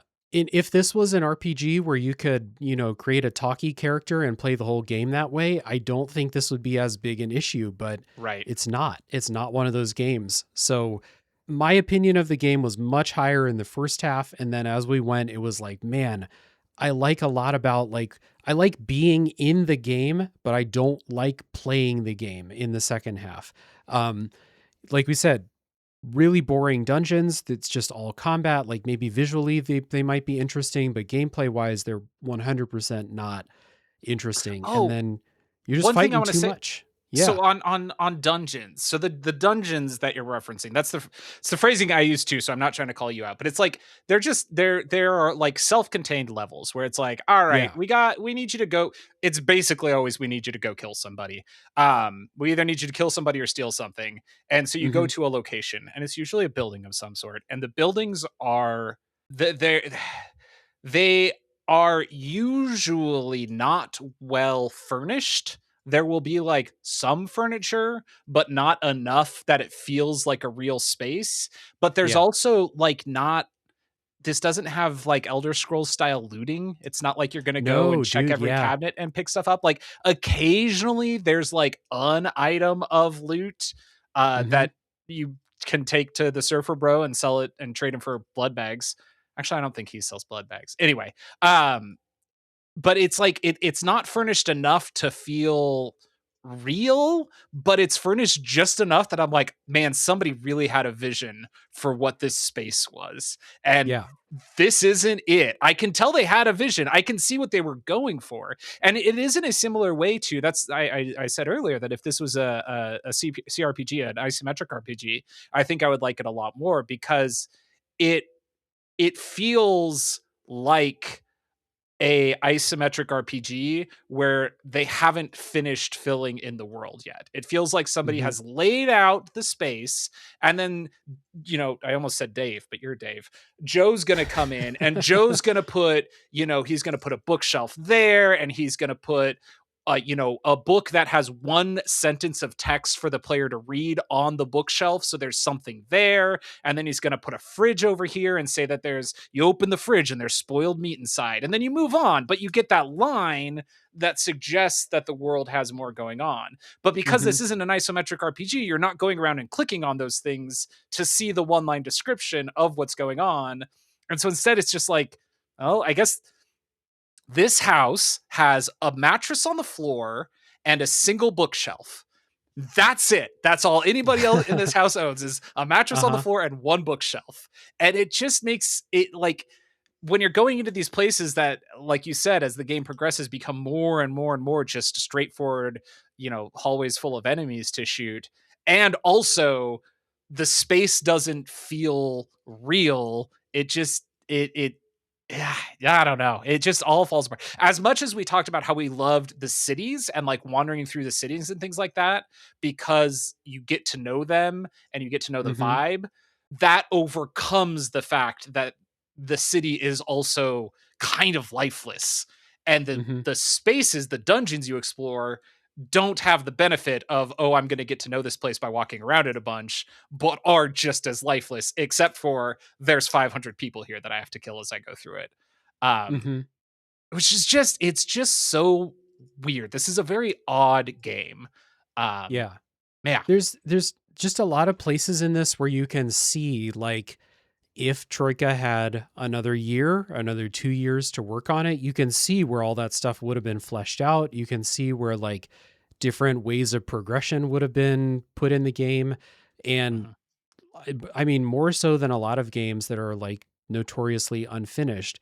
I mean, like Xenogears, for example, they just turned the second half of the game into a slideshow, basically. And this version of it is like you can see, like, yeah, maybe I would walk around and open bedside tables and stuff, and I'd find like a ring I can sell, or I'm in this vampire place. Maybe I'd find blood bags that they're storing or something, and there's nothing like that. You have You no get I reason. got several watches from nightstands. I feel like that's the only loot I found consistently was like, Yeah, every I now and found then. a watch I can go sell for $15. All right. That Yeah. was exciting. Uh, there's that, and then, like, there's really no reason to, like, go into somebody's apartment until a quest asks you to do it. There Hmm. are apartments you can go into, but, like, I don't know. Thinking of like Deus Ex Mankind Divided. It's like a great apartment snooping game. You like find stuff, and maybe you'll pick up new quests by doing that. And in this game, it's like I go in this apartment, it's probably important for something, but I haven't activated the quest yet, so nothing there for me yet. Like, it's that kind of game. Um, and Yeah. then later in the game, some of the dungeons are like hallway, maybe a puzzle every now and then they devolve into just like hallway, fight, fight, fight, fight. And then there's another one, a couple others that feel like they would remind me of Hitman levels if they were fully fleshed out, but they're not. So they're just empty. Like you like, it's like you're in this mansion with like 15 bedrooms, and all the bedrooms they don't even have beds. They're just empty rooms. It's just floor and walls. You open a door and you're like, okay, well, storage, I guess. Like, it's that kind of unfinished where you're like, yeah, if they had more time, they would have filled this room with something. But instead it's just it's just a room. And as you go, I spoilers for the spoiler section. As you go, my notes for the dungeons, I mean, I remember, so I'll be able to talk about them in more detail, but it's like sewers, dog shit, dog water level, just the worst. The next one, which I won't say, spoiler, extremely unfinished, bad. The next one, absolute dog water. The next one, absolute, they're just so bad as play experiences. They're neat for lore, for story, and sometimes there's like some good environmental storytelling, but as play experiences, they're so bad. They're so boring. Like, I can't. The sewer was the last dungeon I had fun with. And it was halfway through the sewer, I stopped having fun with the dungeon. Yeah. And then I never had fun with another dungeon after that. Nope. Every single one. The sewer is the famous one. Like, people who've played Bloodlines commiserate about the sewer level. People are like, when I replay the game, I turn on no clip and I just clip through the sewer to skip it because I hate it so much. And the sewer is like probably in the bottom 5 for me, but everything after the sewer was so much worse for me. We'll talk in more detail later, but like it is just the opposite of hit after hit after hit. It's just the worst dungeon you've seen yet, and then the worst dungeon you've seen yet, and so on and so on. You reminded me when you talked about going into apartments early, a note that I had seen from my journaling early on says, I used vampire magic to pick the lock to my neighbor's house because one of my magic abilities, I don't know if that's one everybody has, but it boosts some of your stats. So it you just use it every time you're picking you just use it whenever. I've never used it for anything else, but every time I pick a lock, I turn on blood buff and it makes you better at picking locks. Anyway, I used vampire magic to pick the lock to my neighbor's house. And the only thing they owned was a how-to guide on voyeurism that my character isn't smart enough to read. So that was on day 2 of playing the game. You have to put stats into research to be able to read books to get stat buffs from books. And I think there's like maybe a dozen books that you can read for stat buffs. So there's some loot. We found a little bit of loot. A little bit. Every now and then. It's probably like, as long as you've dumped into the garbage stat, then you can use your garbage stat to boost your regular stats. Exactly. Yeah. There's maybe one piece of loot per dungeon. There are some cool dungeons in the first half of the game that I think are genuinely good. And then, like we said, it just drops off a cliff at a certain point. So I think we've made our point about how bad the last like third or half of the game is. I think it's time to start getting ready for spoilers. So we both said at the beginning, if there's like a spectrum of like, I extremely recommend to I extremely don't recommend, it seems like we're both hovering around the middle, but just like on either side of the middle of that. Yeah. Right. So is there anyone that you think you would recommend Bloodlines to? I would recommend this game to narrative weirdos who I already know have played some shitty games, because if somebody hasn't played a shitty video game, they won't enjoy this game. You already have to be ready to like, yes. you can't learn to push through a bad video game with this one. You'll just give up on it because it's not good in so many ways. But there's enough good here that it's like, if you can deal with a game that like is borderline broken, then and you like weird storytelling, then I think like the storytelling and the lore in this is interesting enough that it's kind of fun. But like, if I ever play this game again, I will almost certainly just put on God mode from the beginning and just not worry about combat and just skip through as much of it as I can. Because I would be interested to see the story again. I'd be interesting to see the story from a different perspective, either from the Nosferatu or from the Malkavians. But there's no way I would try to play this game earnestly again. Yeah, that's generally like I feel the same way, except I just think that it appeals to.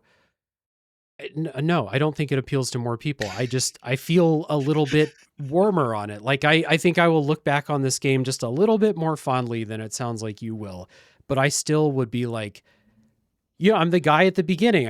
I'm the people who told me about Bloodlines now. That's me. I'm like, I think that people should experience this, but only if you're okay with putting 22 hours into a bad video game. Like, by traditional standards, this is not a good game, but it does a lot of good things in storytelling, characters, vibes, stuff like that.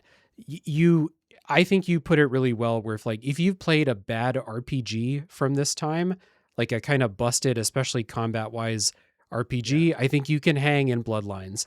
Or use the console commands, turn on God mode, or give yourself 500 skill points and like do what you can. I think it's worth seeing. And you brought this up. I do want to clarify this. I meant to bring it up about an hour and a half ago, but you must play this with a fan patch. It just straight up will not run without it.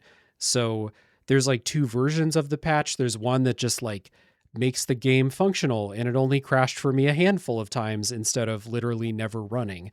Or there's like a plus patch that adds in, does some gameplay tweaks, does not balance combat numbers, but tweaks some stuff. And then there's a bunch of other mods that add in like fan content for different clans and stuff like that. But the GOG version of the game includes those patches, so you don't have to worry about it. If you buy this on Steam, you must download that fan mod. Otherwise, it just straight up won't run. The game that I connect this to, this is a weird poll, is Dragon Ball Z Legacy of Goku for the Game Boy Advance, which I went on to play comics and talked with them about that game a bit. Because Legacy of Goku, which is the start of a trilogy of games, is a very bad video game with absolutely horrendous combat. It simply does not work. And I played that game using a fan patch that rebalanced how a ton of the combat works, and it made it a pretty fun video game. And that's Vampire the Masquerade lives in that same category for me, where it's like, it is borderline unplayable. But if you can get past that, then it's pretty fun. You just have to get past it being almost an experience that no one should ever engage with, because you could spend 22 hours playing a much better game and have a way less interesting time of it. I think that's where my final thought is on this game, is like, that's a good way to sum it up. Yeah. So the most qualified recommendations, I guess. But still, it's still a game it's very interesting. And we did the thing. Sometimes it happens this way, where it's like, we talked about all the cool shit, because it's like the story and the world and the lore and all that stuff. And then we talked about all the bad shit, which is what you're doing as the player in the game. Yeah.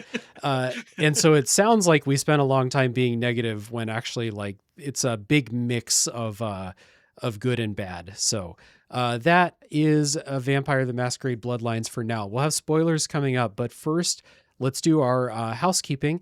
And we always start with stuff that the guest does. As I said at the top, Troy's got a lot going on.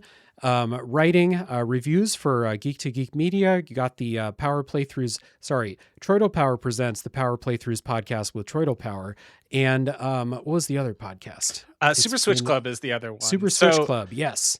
Yeah, so Geek to Geek Media is very fun. I have not been writing enough there lately, but when I do write words about video games, that's where they go.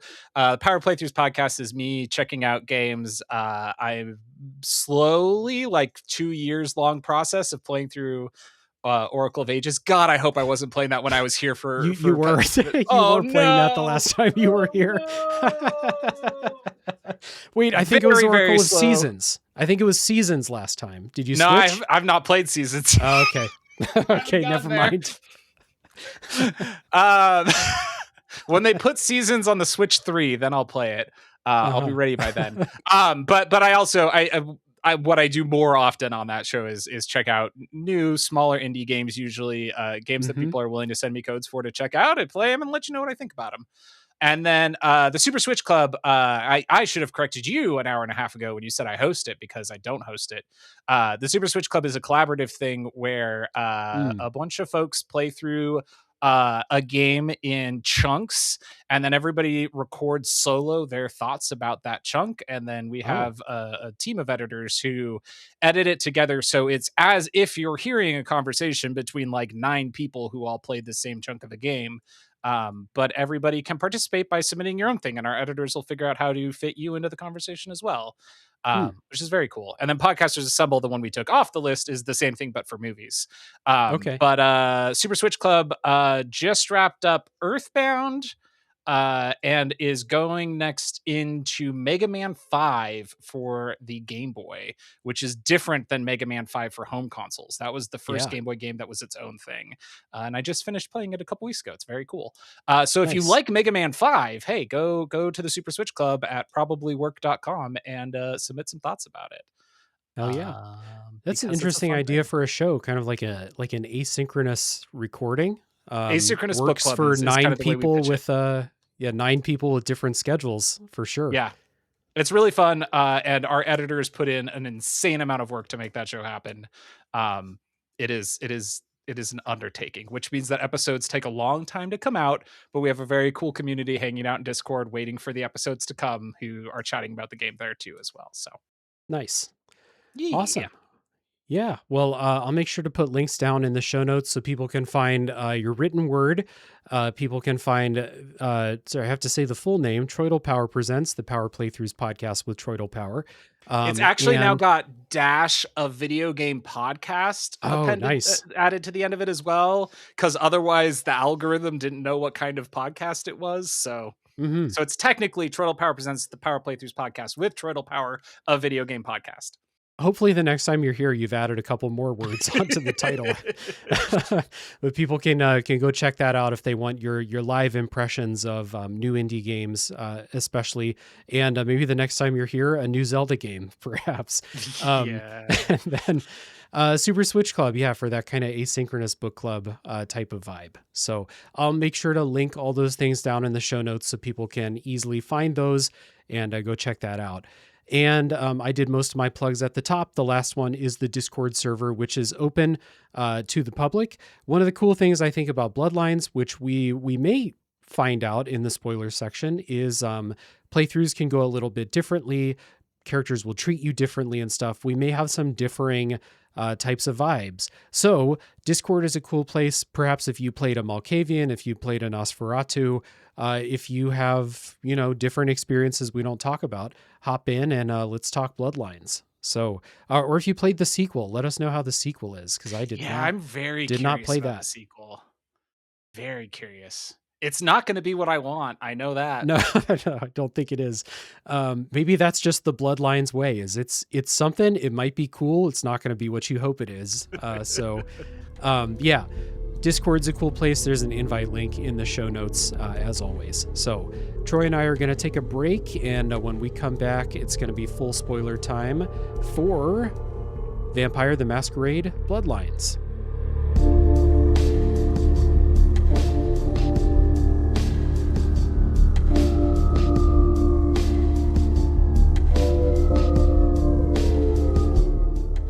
All right, before we get to full spoiler time for Vampire the Masquerade Bloodlines, I'd like to say thank you to the patrons who help support the show. A big thank you and shout out goes out to Chris Nelson, Zulgeek, Chris Copleen, Rick Firestone, Nick Vicori, Soccer, Cupcake, Kyle, Christian S, Matt aka Stormageddon, JD, Doug Leaf, Jason Emery, Brian Skirsha, Jenny E, Marcus O'Neill, Stefan, Drellish, Rigamort, Silcanet, Levi, John E, Aliasi, Joseph Hooper, Aaron, Squill, Alan Kress, Doug T, Retro Overdrive, One of Many Tots, Magic Crow, Curly Bright, Ian L, Steve Yeager, Trash Dog Actual, Matthew Maloney, Delaney and Jack McBride, Ethan Young, Michael Lassen, Michael Matuzak, and many more.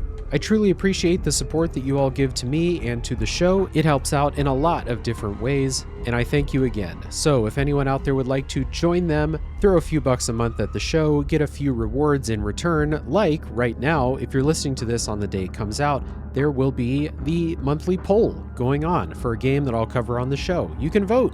All patrons can vote. So if you want to do that, you can head over to patreon.com/RealDaveJackson. Now, with that being said, let's get back to full spoiler time for Vampire the Masquerade Bloodlines.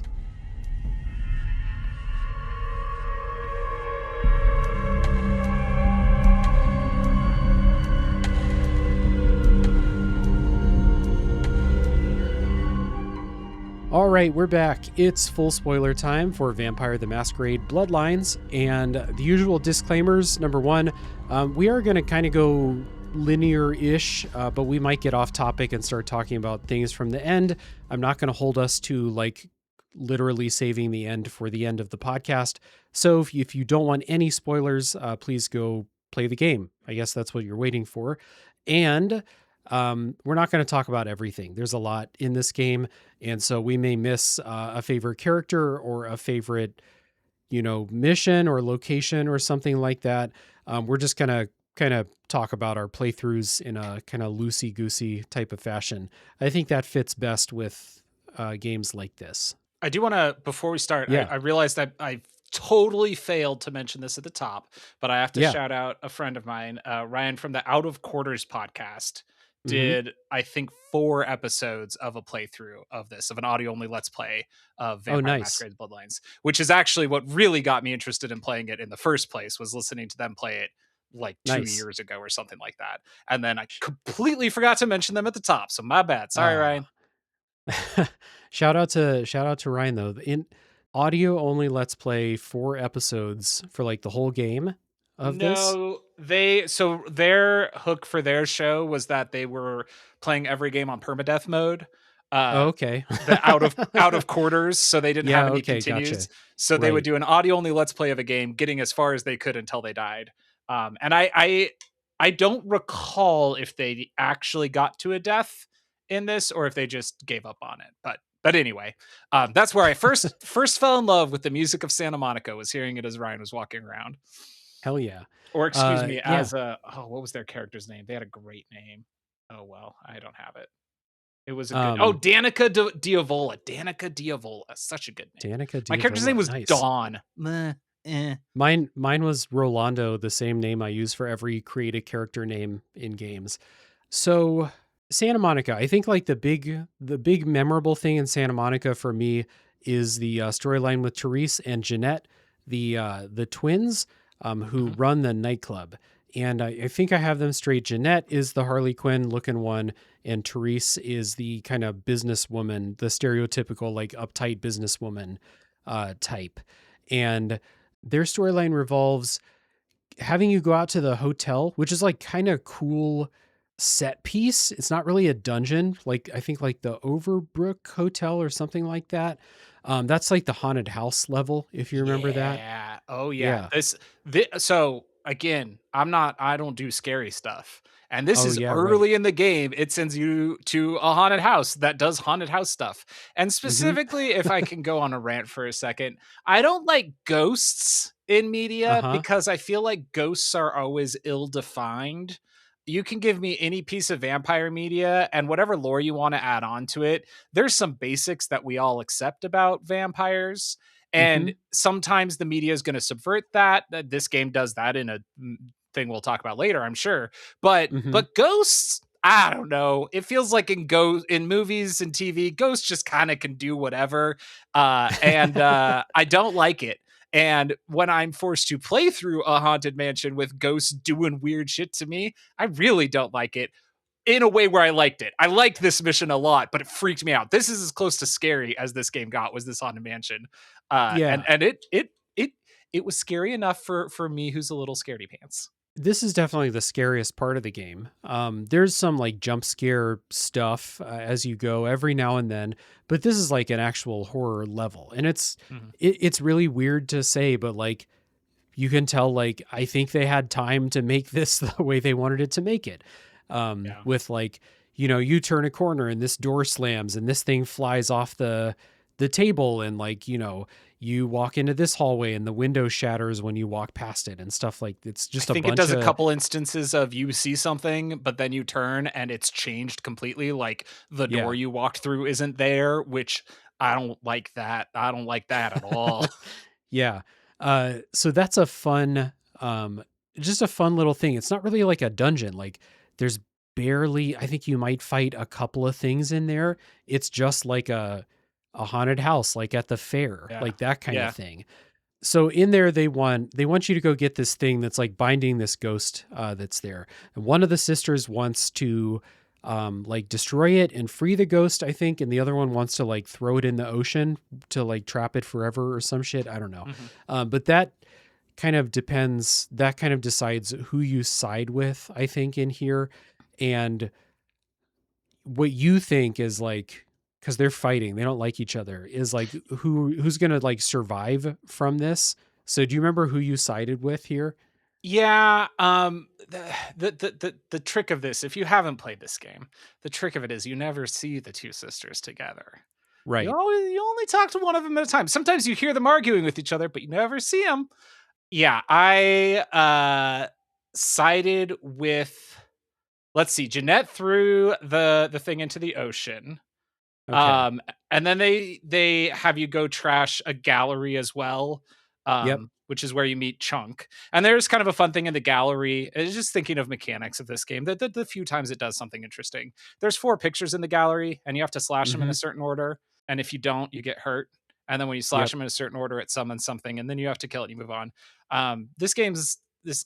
Hey, Dave, we might not have said this, but this game is not very good. So it doesn't really do a good job of communicating that if you slash the wrong painting, it hurts you. So I almost died just figuring out that there was even a puzzle to engage with in this room. But anyway, they eventually get revealed to have been the same person. And Jeanette tells you about their father abusing Teresa.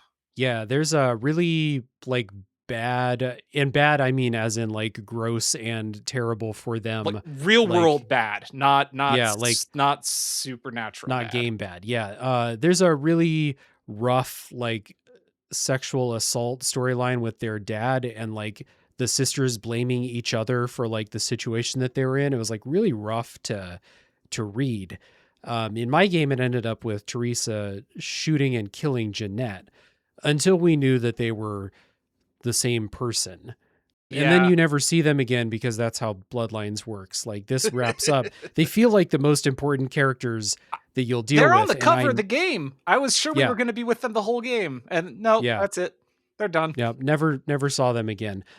You mentioned Chunk. I wanted to say this in the non-spoiler section, but I decided to hold it until now. So Chunk, you need to get past him to get into that gallery. I heard on the Real Lich Hours podcast, which is like a area by area, almost mission by mission podcast that did a season on Bloodlines. And they said, if you kill Chunk in that mission, his cousin, who's also named Chunk, or his brother, that's who takes will over. Come and take over and be the security at LaCroix's this tower. Game just doesn't give a shit about your choices. No. It doesn't care. It said, you made a choice, too bad. You're playing my game.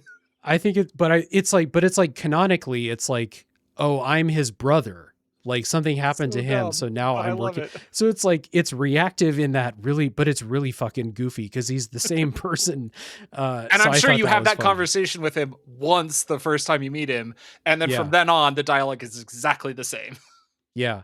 Let's skip ahead just for a second. At the end of the game, when you have to like storm LaCroix's tower, did you kill Chunk? God, no. I was so worried the game was going to make me kill Chunk. I was like terrified that I was going to have to. I was so glad that he was not in that firefight. He was. He's the one who starts it. Because he's like, I can't let you in here. Yeah. And then he starts shooting at you, and I hit him with trance and ran into the elevator. I think he must run out or something, because I did have to come back. I ended up having to kill a lot of security guards in that lobby. But Chunk, at least I'm going to tell myself that Chunk wasn't one of them. That's what I'm going to choose to believe. He was. So this is what I know about how Chunk's storyline can resolve. This is we're in the Chunk section of the outline that didn't exist but should have existed. Yeah, the Chunk. If you don't kill Chunk in the lobby, then during the boss fight against the sheriff, when he turns into the giant flying thing, the flying thing will pick up Chunk from the ground and throw him at you, throw his body at you. I did not notice that. I did notice prostitutes getting thrown at me, but I did not notice if Chunk got thrown at me as well. Yeah, Chunk got thrown at me because I was like, there's only one Chunk model in the game. That was definitely him. Or maybe it was him and then his brother. I think there were multiples. Yeah. So I don't think there's a happy ending for Chunk no matter what. But at least he didn't die by my hand. That's my dude. So back to Jeanette and Therese. So my notes for it say, so here's just what it says. So they're arguing. Jeanette's telling me about how their father sexually abused Teresa. And I could pick things like keep going or knock it off, along with a few other choices. I generally pick the Jeanette-centric options, but telling her to stop victim blaming the rape victim. And then I asked her to give me the gun, and that was enough for her to be like, cool, Teresa's gonna kill Jeanette now. And I was like, whoa, that escalated. Like I was just saying to stop. Like, damn, man. I it don't did know. escalate. It is like the most interesting uh early conversation that you have. The first big choice it feels like you're making. And I didn't feel like I was making the choice because it went from me going like, can we stop talking about this to, oh, I've made a choice. Oh, cool. I didn't know that was a choice. Yeah. And now one of them just got shot, apparently. Yeah. So Good thing it doesn't matter for anything else for the rest of the game. it does not. You'll never go into that club again. Unless it's to Probably not. hear unless it's to hear some sick music and to see Yes. people doing the goth dance. Because Yeah. that, wow, we didn't even talk about how every nightclub has NPCs doing the worst dancing. It's so They're good. doing I love the they're terrible doing dances. they're doing Elaine's dance from Seinfeld when people make fun of her for dancing. And you can dance too. And like I think I read that dancing is a good place to feed on people without people noticing or something. I could Interesting. never do it. Maybe I made that up. But let's see. There's anything else from like I there's do want other to talk stuff in about Santa one other Monica. thing. Yeah, in Santa Yeah. Monica, one of the first things you do is you get sent to Mercurio, who is an Yeah. agent of LaCroix's. He's basically in charge of the Santa Monica area. He's like the, I don't know, lieutenant for that area or whatever. Mhm. And when you meet him, he is hurt. He's just been attacked and he's bloody. Yeah. And there's a side quest you can do where you get him. He says he needs medicine or something. And I found it, and then he was gone by the time I found it. So I never Huh. got to complete that. Did you help him out? Yeah, I did. I got some medicine. This was a fun quest to like break into the medical clinic and Hmm. get some medicine. And so I did that for Mercurio, and he was cool. And then he lived the rest of the game, and he was mad at me at the end, but he made it to the end of the game. So that's The medical, yeah. Yeah, that this was the first time that I like was like, "Oh, I there was a timeline, there was a ticking clock on this that I didn't realize." And I think there are several of those throughout the game that probably Huh. have very, very minor things at the end. I don't think any of it would drastically change the story, but it was the first time that I realized that there was that kind of a mechanic happening. Um, but since you don't really know that it's happening, it made it Hmm. tough to engage with. And by the time I got by the time I found out he was gone, I was like, how far back into my saves am I gonna have to go to find a time when he wasn't gone, and then have to go get the medicine? And I was just like, oh well, he either Yeah. died or he got better on his own, one way or the other. Right. Yeah. I still am not positive if it I mean, obviously it is a ticking clock, but I don't think it's literally. I think it's like maybe Progression based, I'm if you sure. like don't do it and then you go to downtown or something, then it's like, It oh might well, have been after I Mercurio went to died. I don't know. downtown. Yeah, I'm not There's sure. a fun mission to get the medicine. I think I had to go steal it from the medical clinic, and that's where I got the Masquerade violation for giving a girl my blood to heal her because she had been like really injured, and there was another side quest that was looking for her, and you get a Masquerade violation for doing this, and it also turns her into I forget the term for it, but like basically she needs your blood in order to survive, so they basically act like slaves to stay close to you to get your blood. And she'll follow you. Like she found me in downtown, was like, I need to be close to you. I need more blood, yada, yada, yada. I have this place, like, I'll do whatever you need. And you can tell her like, I need you to go get supplies. And she'll like go try and get supplies. And it's like a way Ah. to get body armor or something like that. I told her, go wait at home. And then I never, like, I don't think I unlocked the house that she was supposed to go to. So I never saw her again until she was dead in the Sabat hotel level at the end. I just like found her body in there. That's, well, So hey, it's kind of fun that her pretty body was classic. in there. Yeah. Pretty classic Bloodlines. I feel like Yeah. to just throw you this, like, oh, there's this really cool reactive thing. It's going to follow me through the rest of the game. And I know that some people like can continue this through the rest of the game, but like, I think in order to get that apartment, you have to like be nice to LaCroix for a while, and then he'll Really? give you a nicer place in downtown. and I never unlocked it because I was like too sarcastic to LaCroix or something like that. And so I never saw that woman again until she was dead in that hotel. But like, kind of cool how that kind of like rippled out through different parts of the Yeah, the game. fact that that kept going, yeah. Another side quest in that area is the bounty hunter one, Yeah. where you go to a bail bonds place, and the guy's like, "My bounty hunter's gone missing. Can you go track him down for me?" And he Yeah. sends you somewhere to check on it, and you get a phone call while you're there. That's very disquieting phone call from somebody Yeah. that's wants you to model for him.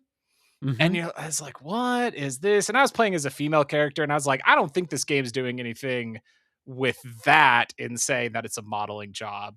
Um, Right. Actually, it's one thing to worth mentioning. As far as I can tell, the only time that me having a female character came into play in any way is that I got called a bitch all the goddamn time in this game. Uh, Huh. Other Okay. than that, I don't think it had any impact. But I imagine that if you're playing as a guy, there's a lot less times where people say that to you. No, almost never. Yeah, well, hey, good old fashioned misogyny. So you Yep. go to this place for the modeling job, and it's a guy who makes prosthetics, and you Yep. just keep going down below his prosthetics office, and it keeps getting creepier and creepier and creepier Yeah. until you get to the bottom, and he comes running out with a prosthetic arm and starts attacking you with it. And then you can just no, I'm sorry, a severed arm, not a prosthetic arm, an actual Yes. human severed arm, which then you Yep. can have as a melee weapon through the rest of the Yep. game. And then this ends up also opening up kind of subsequent side quests where there are like bail bond side quests that you can do throughout the rest of the game. And I don't remember how much further I went on that, but it seems like kind of a similar thing where it's like if you do this in Santa Monica, then it opens up these other things later on. Oh, I see. I felt like I did a lot in Santa Monica. Like I exhausted all the ones that he had, and then I never had anything else. What Maybe I it is didn't just know there about then. that, what I heard about that is you can use his computer to like look up any NPC and like find out information about them. So if someone's like, I need you to find this person, you can go use his computer and find info. Huh. But that prosthetics office, like that basement level, was like really cool, like really cool in a creepy and It is the gory most way. yeah, it and then the snuff film set are the 2 places where I'm like, "Oh, they actually finished this one." Like, they Yeah. finished putting all the stuff that Yeah. they wanted into this space. That snuff film storyline was like, you already have like this seedy atmosphere, and then you get into like, someone distributing or making snuff films, and then like it's like this legend of the tape. You're like following this tape around forever and ever. And then you finally get your hands on it, and it's like it's not like a traditional snuff film. It's like someone got eaten by not Yeah. vampires, by like flesh monsters, like monstrosities. And it's just this video that's being circulated. And it's like, I thought it reminded me of that South Park episode with Backdoor Sluts 9, the porno that everyone's after, that's like ruining lives because it's so hardcore. Like that's the vibe with this tape. You're like following like Yeah. the guys you meet who's like, I watched it and I'm like, I don't think I can It's like, I keep don't wanna talk going. about Yeah, it. Yeah. it's real bad. And there's like people, it's like if you see the tape, they're gonna send their people after you. Like they know that you've seen it. So that was fun. And then you find out from that takes you to the Sabbat and their like flesh experiment basement in that Yeah. mansion in the hills. Yeah, Yep. This is a weird game. I was it's so just trying to weird. remember all the places that goes, because that eventually then takes you into the, like, testing facility too, right? Isn't that all or is that a different Um, thread? I don't know. that's the testing facility is in Chinatown. Where Right. you're doing the tests. Yeah. That one was fucking crazy. Yes. I'm trying to figure out how I was like, "Wait, should we rewind? We've Should we just opened talk up about it?" like three You separate got there's a like sequence where, dungeon like, quests. you, like, are set to go to this place, and you go there, and it take you into a room, and the room's an elevator. And it's Yeah. pretty cool that the room's an elevator because it's Mhm. not like it's an elevator. It's like the floor goes up into the ceiling. And that's some neat Mhm. stuff. And then you get up there and you're behind like bulletproof glass. And there's this a guy there's like, "Hey, we're gonna test you because it's my job to learn how to kill vampires." So I need you to walk through that door. And you cannot, and he will be like, I need you to walk through that door. And then you can choose not to walk through the door, and he'll be like, but I do need you to walk through that door because this game is not interested in giving you any agency whatsoever. So you will walk through that door. And then it's like these sequence of rooms that are very like goofy, weird tests. Like he shines light at you and is like, it turns out that UV light doesn't work. It has to be sunlight. Um, it's like giving you it's somebody breaking down how do vampires work in this world, but it's in the fourth of 4 main areas that you explore, which is very weird because you as the player already know. If this was at the beginning, I feel like it would have made a little more sense. But ultimately, you do a couple tests for this guy, and then you're not going to believe it, but you then break out and have to kill everybody. Everybody being 3 people. Yeah. I mean, outside of the test, it's like there's 2 soldiers and then the guy. And you have to kill some soldiers. You have to kill soldiers in the test. Yeah. Or I think there's a timer. So I think if you like waste time, you at least don't have to kill like the innocent guy in the biohazard suit that they just like throw in there like it's Jurassic Park. But there are soldiers, you do have to kill the soldiers. That section, that's like it's kind of emblematic of Bloodlines in a way, because it's like, I like the idea of like this non-vampire guy is capturing you, he's doing these tests, he's like, I'm gonna, I heard you can regrow your limbs or heal injuries, so we're gonna chop your arms and stuff off, and we'll see how long it takes you. And then it's just like really poorly signaled in all of those things what you're actually supposed to do, because I was like, all right, man, like, okay, so I let you do your light test, it didn't work, and then we moved to the next test. So fine, I'll run into these spinning saw blades and I'll hurt myself, and then I'll regen. And I spent not a long time, but I spent like more than 1 minute dodging the saw blades in that room. Same. Being like, how long do I have to do this for before it'll let me move on? And then I was like, maybe they just need to hit me. And I let him hit me and kill me. And that didn't work. And then I went and looked it up, and it's like, oh, you have to shoot the electrical panels that are behind wire. I'm like, I didn't even know those were electrical panels over there. And good thing I brought a gun in this vampire video game. Like, this you can break the cage, like you can break the grates with melee stuff, but the point is this is not a game that signals what you're supposed to do well, because it's really random what you're actually supposed to do. If it's not combat, it's really unclear what you're supposed to do in a lot of these puzzles. There's the other one where it's like they're setting the room on fire and you have to like shoot a sprinkler, or no, it has electric things on the ceiling and you have to shoot them with a gun.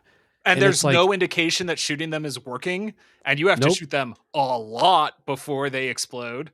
Yeah, or it's like I'm playing a character that has this badass sword. I jumped up and hit the thing lots of times with the sword. It didn't do anything. And then I shot it with the gun and it was like, it worked after a while. So again, really poorly signaling what's going on. And at the end of that mission, you rescue a guy. He's like a computer hacker guy. For the ugly vampires. Nosferatu's. Right. And luckily, this is the only escort mission really in the game. It's not an escort. You don't have to like protect him really, but you do have to protect him from getting stuck on doors and other Bloodlines type jank. It was really difficult for me to just get the guy to go down the hallway and go into the room with the computer that I needed him to go into.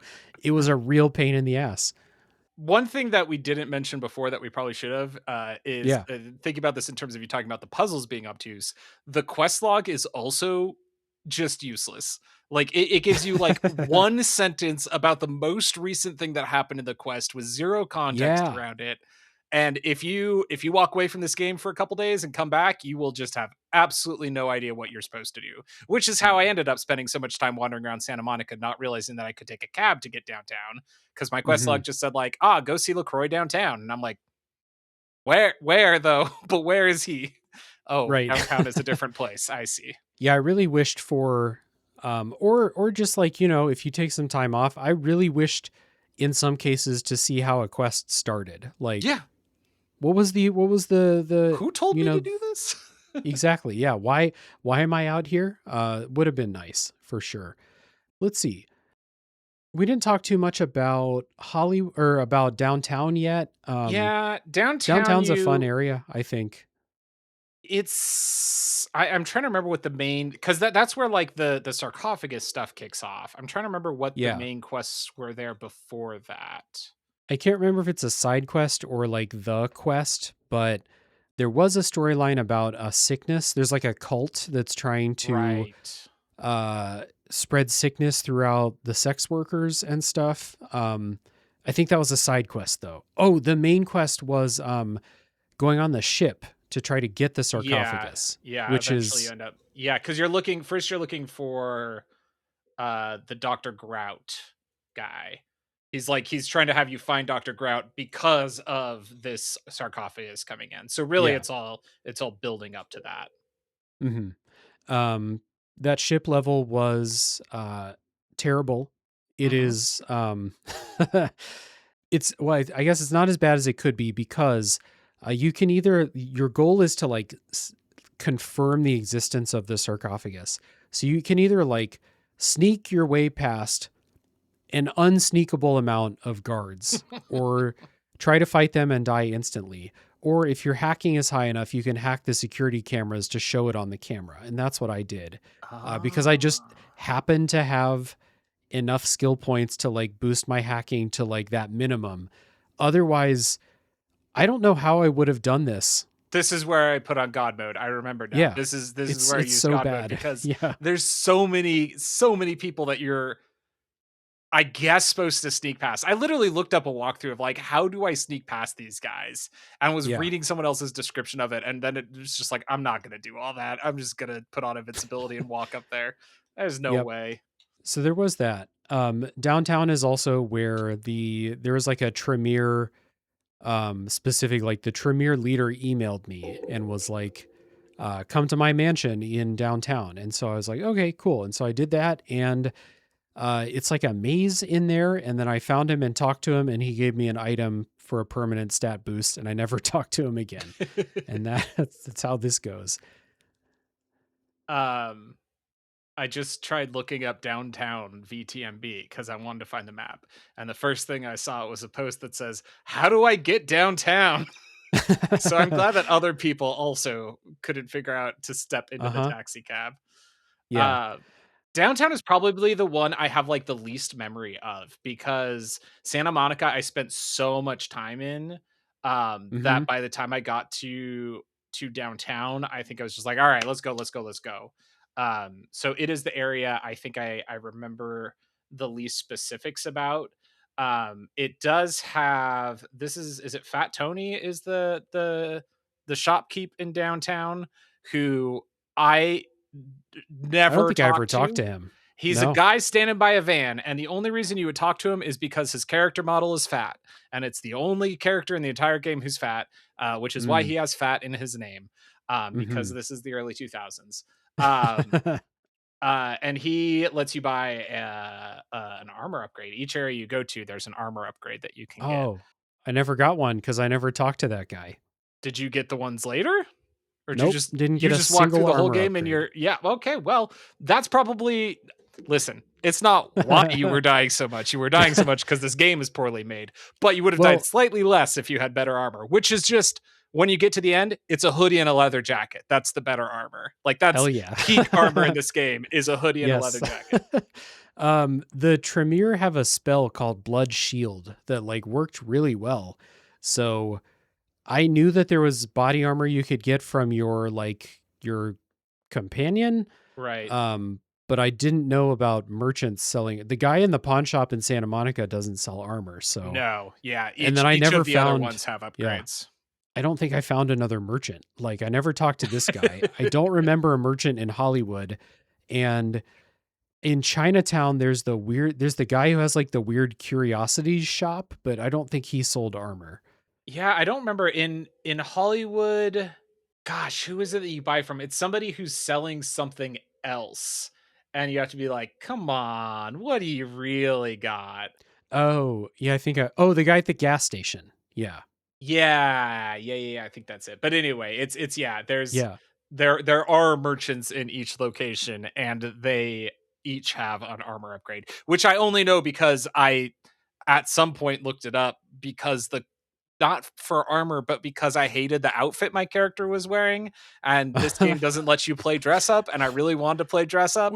Okay. Uh, Tell me, can you describe for me what was your character wearing? Because the it, Tremere's outfit is ridiculous. I don't think it's based on class. I think it's just Oh, guy or it's not? girl. I think there's Oh, okay. two outfits in the game. It was just like Okay. jeans and a shirt. It was nothing exciting. It was just an Okay. outfit. My dude had, maybe it was the same as your, well, you're a female character, but Yeah. my dude had this like just very loud red like button up long sleeve shirt, like collared shirt.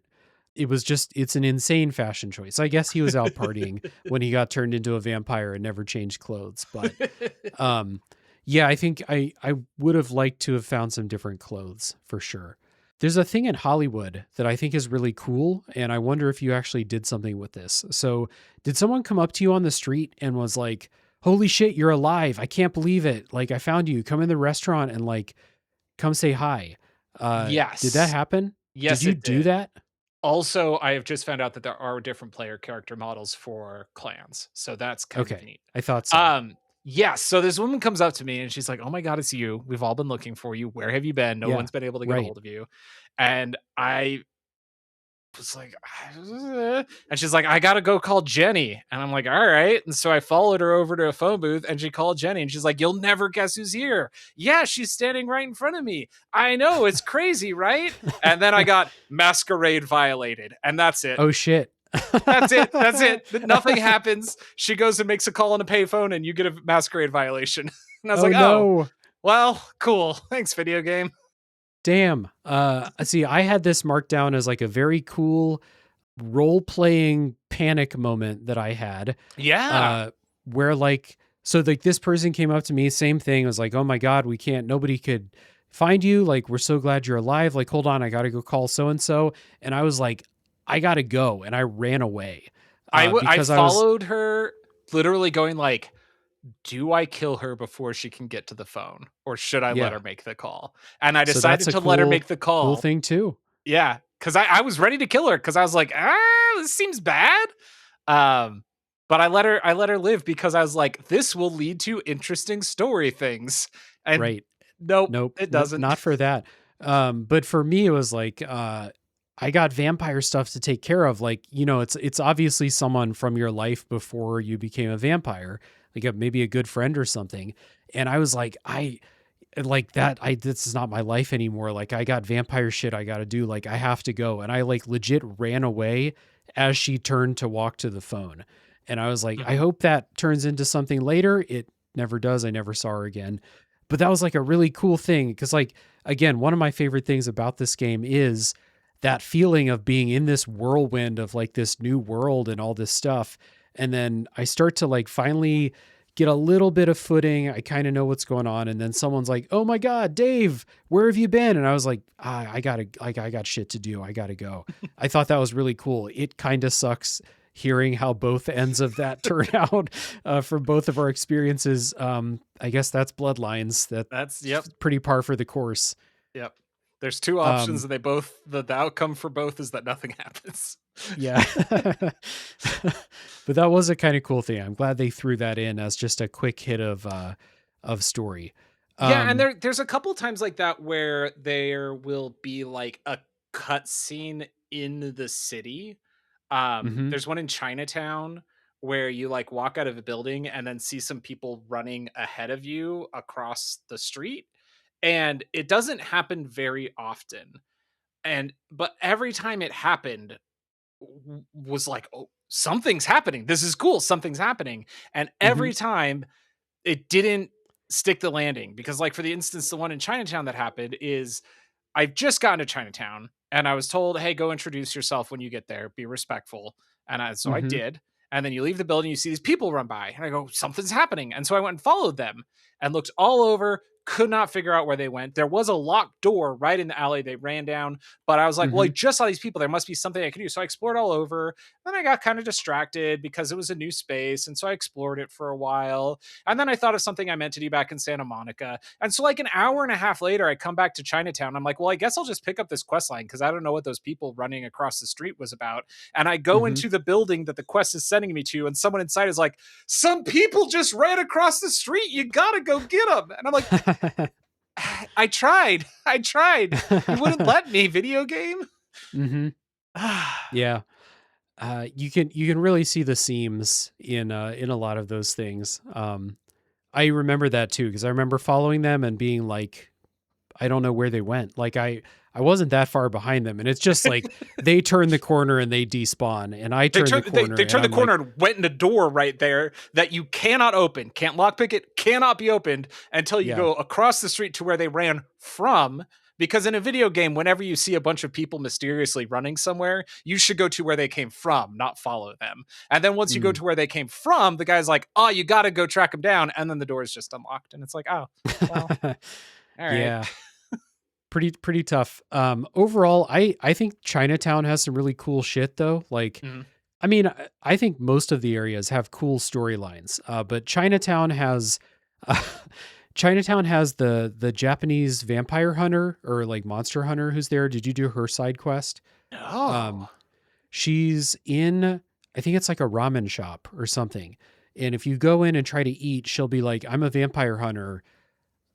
This isn't going to end well for you. And you can like tease out why she's here. She's here hunting this monster. Yada, yada, yada. You set up a meeting, you hunt down who this person is who like, I think killed her father or something like that. You set up this meeting in the fish market with this guy. So you can help her with her ambush this guy and kill him. And he turns into a giant bipedal hammerhead shark monster. It's like, yeah, very, very like he was just missing the jorts. Otherwise would have been street sharks shit. He's totally a street shark. Yeah, just missing the jorts. It's a horrible boss fight, but it was so like, what the fuck is this goofy that it was very funny to do it. Like I was very glad that I did that. And then by doing that, that vampire hunter girl is supposed to be there at the end when you storm the temple, the Kuei-jin temple, and she just was not there in my game. So I don't know what happened to her. She might have just been dead in a courtyard and I just missed her like the other girl. But yeah, I laughed out loud when he transformed, and it's like, this is just a street shark. It's very funny. The picture that I have of this from GameBanshee.com, who has a very good walkthrough for this game that I used, does show both that this hammerhead streak shark is dope, and also that the female character has her butt and undergarments modeled so that when she swings her weapon at the street shark, it shows her panties because it's the 2000s. Yeah, that's unfortunate. When I fought it, she just stood back and like shot it with a crossbow or some shit. Like she was not helpful in the boss fight. Well, I've just read, actually, you can kill her in that fight when she pulls out the crossbow, if she pulls out the crossbow, and you can take her crossbow. So that's kind of neat. Yeah, there we go. Yeah, so that was fun. There's the guy in the curiosity shop who sends you on these weird side quests. The one I remember is he wants you to go into a freezer where there's a dead body and take the body's eyeballs and bring them back to him, so he can sell them in his shop, I suppose. And I was like, yeah, sure, finish that. I talked to him and then I never followed through on it. This was at the point of the game where I was like, I want to make sure that I finish this before we record a podcast about it. So I was doing less side quests by the time I got to Chinatown. Chinatown has some fun stuff. And then that's where they introduced the Kuei-jin, or the other faction. They are from East Asia, and they basically, from what I understand, they're here in LA because they see all the infighting between the Camarilla and the anarchists and, within the Camarilla. And they're like, these people are not organized. We can take this over. And that's why they came. So you can side with them at a certain point in the game if you want to. So I tried to side with them early on. This is the one I was talking about earlier because basically I think it's right after this. I think it's the start of like the finale. There's a conversation where LaCroix could basically LaCroix? That's not his name, is it? Is it LaCroix? The Camarilla leader? Yeah, it's LaCroix. Yeah, it's Okay. LaCroix. Yeah, I just had Sebastian the LaCroix. beverage pop into my head and I was like, is that Right. really his name? Yeah, it's his name. Yeah. Somehow I never connected that earlier. You can talk to him and he can be like, "Oh, you were talking to those Quasian," and you can be like, "Yeah, because turns out, hey, you were dealing with them too." And he's Mm-hmm. like, "Well, what's it to you?" And there's like a dialogue option where you can basically say like, "I'm gonna go help her out," and then Yeah. he just doesn't care. He's like, "Actually, you're gonna go do my thing," and I was like, "Oh, well, I was okay." All right. I thought this was a choice Sure. to side with them, but then that happens just a little bit later. But it's like it weirdly gives you the option like one quest before it actually gives you the option. Right. um. So let's see. So a There's real run. I was gonna try and back up the main quest line to fill in the details of like LaCroix sends you to find a guy, and then when you Yeah. get there, someone from the Anarchs is leaving there, but he's acting very suspicious, and you can be like he was suspicious, and then no one cares, which again is like, I come on, video game. Like you made this is clearly either not him or he's being mind controlled. And the game just Yeah. doesn't let you play with that idea because it's not ready to reveal it to you until Mm-hmm. much later. And I don't remember where in the Chinatown quest lines it ultimately comes up, but the revelation is that the Kwaijen are like they are not vampires. They are some kind of supernatural who their belief is that they are brought back to life for a purpose. I am unclear if they also like drink blood or do any of those normal things, but they're vampire adjacent, but they are very firm believers that they are not actually vampires. But it turns out one of the abilities they do have is transformation, and so she reveals Yeah. that she She was disguised him. herself as Nines to frame the Anarchs specifically for you, like you are the person that she was trying to trick Mm-hmm. because LaCroix was trying to drum up a war between his faction and the Anarchs and wanted you to be the catalyst for that. Because again, you are the most important vampire in LA despite being here for Yes. 3 days. Yeah. Um, And all of that like confusion is gonna let the Kuei-jin like take over. Like basically, they're not gonna be able to defend themselves in any kind of united way. So like let's just sow all this fucking chaos and then we can slide in and take over. Um mhm. and then you have this whole deal with the sarcophagus that turns into a MacGuffin where it's like you have like 3 missions where it's like you go here. Ah, shit, someone just took the sarcophagus. Oh, where'd they go? All right, we'll go over here. You go there, it's like, oh, fuck, man, someone just took the sarcophagus somewhere else. And then My favorite finally of it those is takes, the museum where yeah, you get in, and just as you get in, Smiling Jack shows up, but both of you have gotten there just after someone else got in and stole the thing. So I'm like, 3 different people broke into this museum tonight. right. 3 Yeah. different factions all broke in at the same time trying to steal this thing. Yeah, I forget that guy. It's not Smiling Jack, but Oh, it's is a it not different Jack? guy. It's the other guy. It's the other It's guy. But yeah, you're right. yeah. Like in one evening, 3 separate people broke into the museum. Yeah. The museum's the last I say it's the last quote unquote good level Yep. in here. It's the last one with like vents you can crawl in and, stealing keys from guards and stuff like that. It's the Finding last level you can do passwords that written shit. down on notes. Yeah. Yeah. Mhm. It is the last in-sim light level. After this, it's Yeah. just shooting galleries.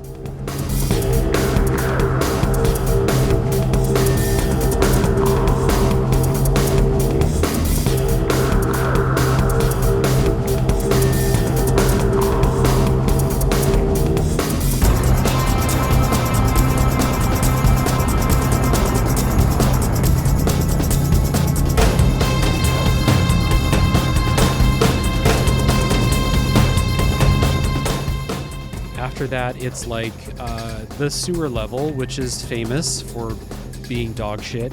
I have only a couple points of beef with the sewer level. Otherwise, I thought it was fine. I liked how it mixed up gameplay puzzle. The main point of beef is the puzzles are janky as fuck, and they just like, you know, the one where you have to like throw a box in the water to stop the fan blade. It's like, I did that a couple times and the box just got caught on the wall and didn't go down to the fan, and I had to reload.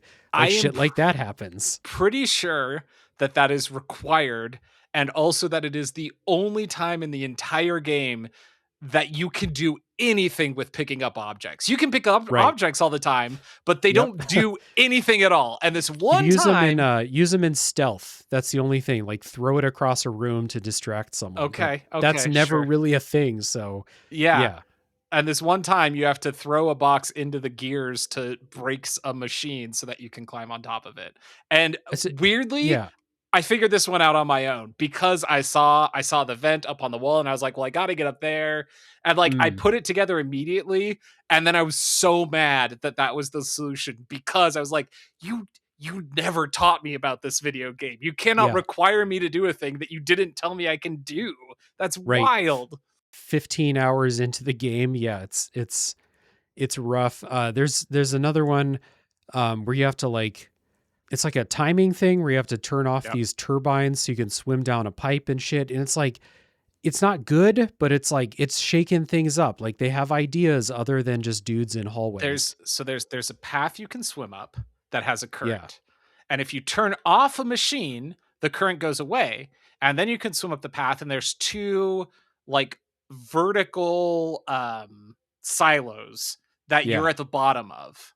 And that's it. That's all that's in this space. And there's a computer that I couldn't hack. And this is where I spent a long time being like, am I required to hack this? And I don't have the ability. I looked all over, because again, a lot of times there's passwords written down on notes. I'm like, surely there's a note somewhere or something. I look it up, and no, you have to turn the thing off, which turns the current off, but also drains those two turbines.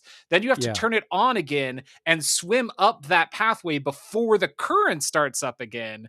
And then you can go up the turbine. And that is, one, just not communicated to the player at all. And two, even when you know what you're doing, the margin of error on jumping, because you're on like a railing up high, so you have to jump over a railing into the water. The controls for swimming are terrible. And then you have to swim up this pipe before the current kicks in. It is terrible. It is so bad. It's bad. And then the next section of the sewers, again, I'm kind of okay with the sewers, because it's like, I see they got ideas. They're having me do stuff. It's not good what we're doing, but I'm kind of on board. It's okay. You get into the section where it's like, you're running down these downhills and it's just full of things. And I'm like yakety sacks running away from all these enemies. And it's like, it's kind of cool, because it's like, I'm running. These things are chasing me. And it's like, I get to an intersection, and on the left side, I can see a big dude standing there. So I turn right, and I just kind of like follow the flow of the level in this like really clever way. And I get to the end, and it needs a key that I don't have. And I'm like, where am I supposed to get a key? And so what you have to do is go back up the ramps and find the one room that has the key, and you have to fight all those things that, like, they could have had this really cool, not really cool. I'm exaggerating. They could have had this nice, elegant, like, follow the flow of the level, run away from these things and get to the thing, and I don't know, dive in the thing down into the Nosferatu area as all these things are chasing you. It could have been like this cool, like an escape moment or something. But like the way that my heart sank when I was like, I need a key. I have to go back up there. There's 75 monsters that chased me down here. Like that shit. That's where it's like the sewers, I don't think they're quite as bad as like, I'm going to no clip through them if I ever play this game again. I'll just turn the way I'm supposed to turn to get the key the first time. But I can see where people are like, this is not good. And it gets worse after the sewers, unfortunately. I'm pretty sure those large creatures in the sewers was where I gave myself the 500 XP. I think it was Yeah. in this part. It might have actually been right after this, because right after this is the mansion, right? Yeah, the Giovanni Mansion. Yeah, I think it might have actually been there. But in any case, it was we're in the region where I started just being like, you know what, video game, I don't think I'm interested in this anymore. Right. Another fun thing about the sewers is because because all the monsters are like the Sabat flesh creations, you can't feed on them. So Hmm. like I can't use blood magic really because I'll run out of blood really quickly. But there are a bunch of rats, and feeding on a rat gives you 1 blood point. And my guy is just munching on rats left and right Hmm. to refill in an extremely goofy way. And did you ever play Vampire, however the fuck you Mm-mm. say the name of that game? You play a vampire in that game, and you can drink blood from rats in that game too. And as you do it, the main character, every time you do it, he goes, "I can't believe I'm doing this," as he's like sucking the blood out of a rat. And I just kept thinking of that in this game, where I'm literally just snarfing down like 7 rats in a row to refill my blood for this combat section. Very funny, also very bad in gameplay, but goofy as hell. So the Giovanni Mansion was the next one where you have to go get the sarcophagus. They have it. This is the one that I said is kind of like a Hitman level, where it's like Okay, you go yeah. in, you can talk to the people. They're like, okay, you need to get in this area. Well, if you help me get the recommendation to become, the way the Giovanni family works is like they're like an organized crime family, and like their version of making you a made man is to turn you into a vampire. Okay. And so it's like one of the kids wants to do it, wants to be a vampire. And she's like, well, if you help me get this recommendation, then I'll unlock this door for you. And I was like, that sounds cool. All right, I'll go look around for this thing you want me to look for. And it's like, I don't know. Hitman's really a really strong, like laying it on thick as far as a comparison goes. But it's like, it's a place populated with NPCs. I need to keep my cool, try to solve this by solving some little mini missions throughout it. And then I took like one right turn into a hallway, lockpicked a door, and that was the door that led me down into the crypt below. So it's like, okay, I guess I'm not doing that side story ever. I I must have done the same thing. I'm looking at a YouTube video of this place now, and I'm like, I didn't do any of this. Yeah.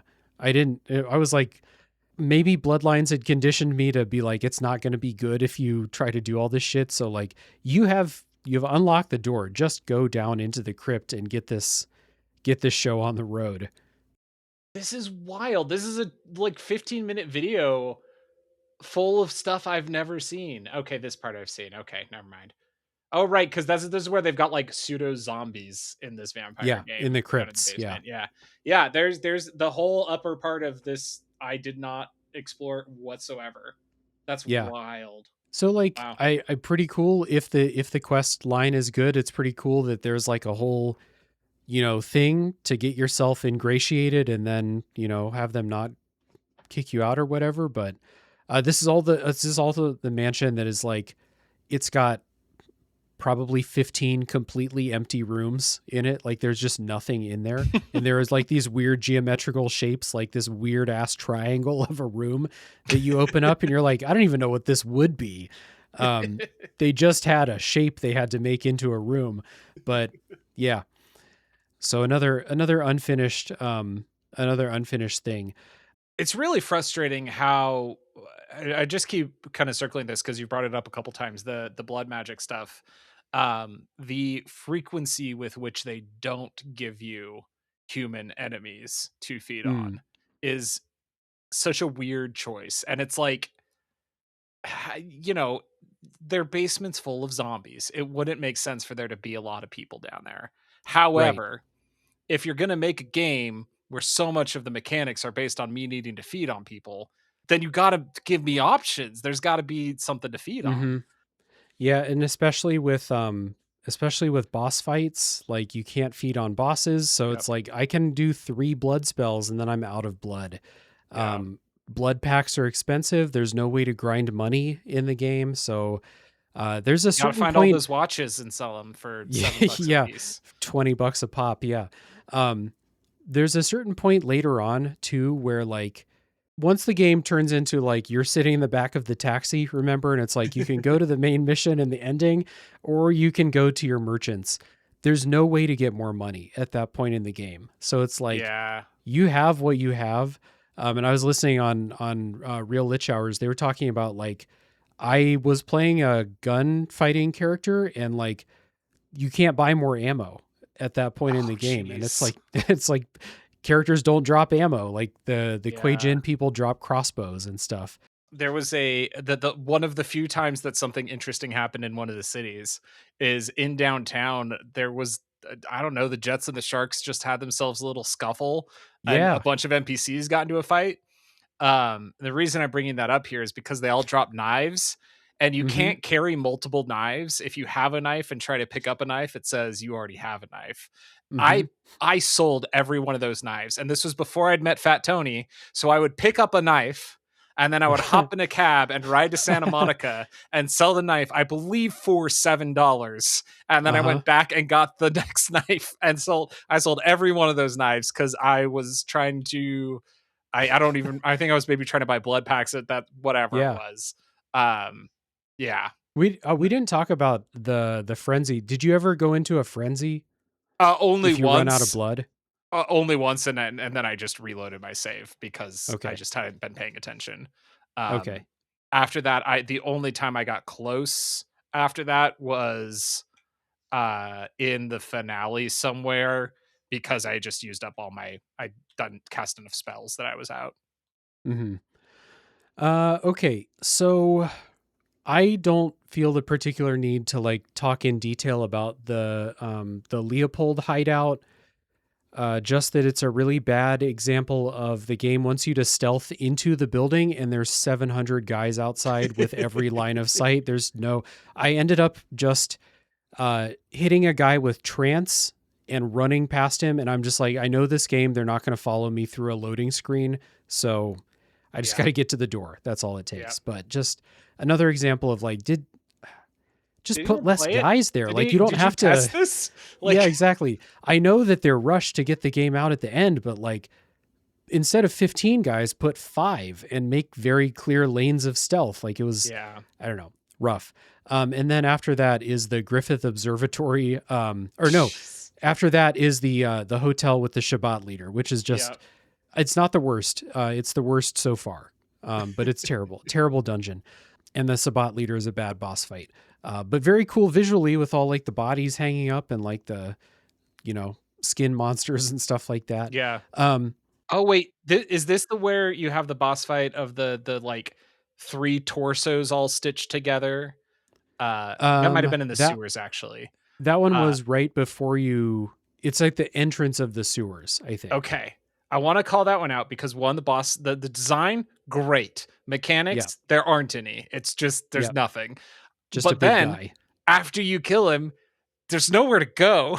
There's nowhere to go except for on this room. One side of the room is just a pit, which I fell in as soon as I started this fight the first time. I just wandered into the pit while I was trying to circle this guy. But so then what it turns out is you have to jump across the pit, and there's like a 3-inch lip that you stand on to go punch a vent that you can then crawl through. I literally had to look up after I beat the boss. I had to go look up a walkthrough to see what to do next. Yep. I remember that. Yeah. I remember I saw that, that little like pipe or whatever that you're supposed to crawl into. And I was like, like you said, that lip, I was like, you can't. Well, no, this game's janky as fuck. It probably wants me to walk on that. So I did it.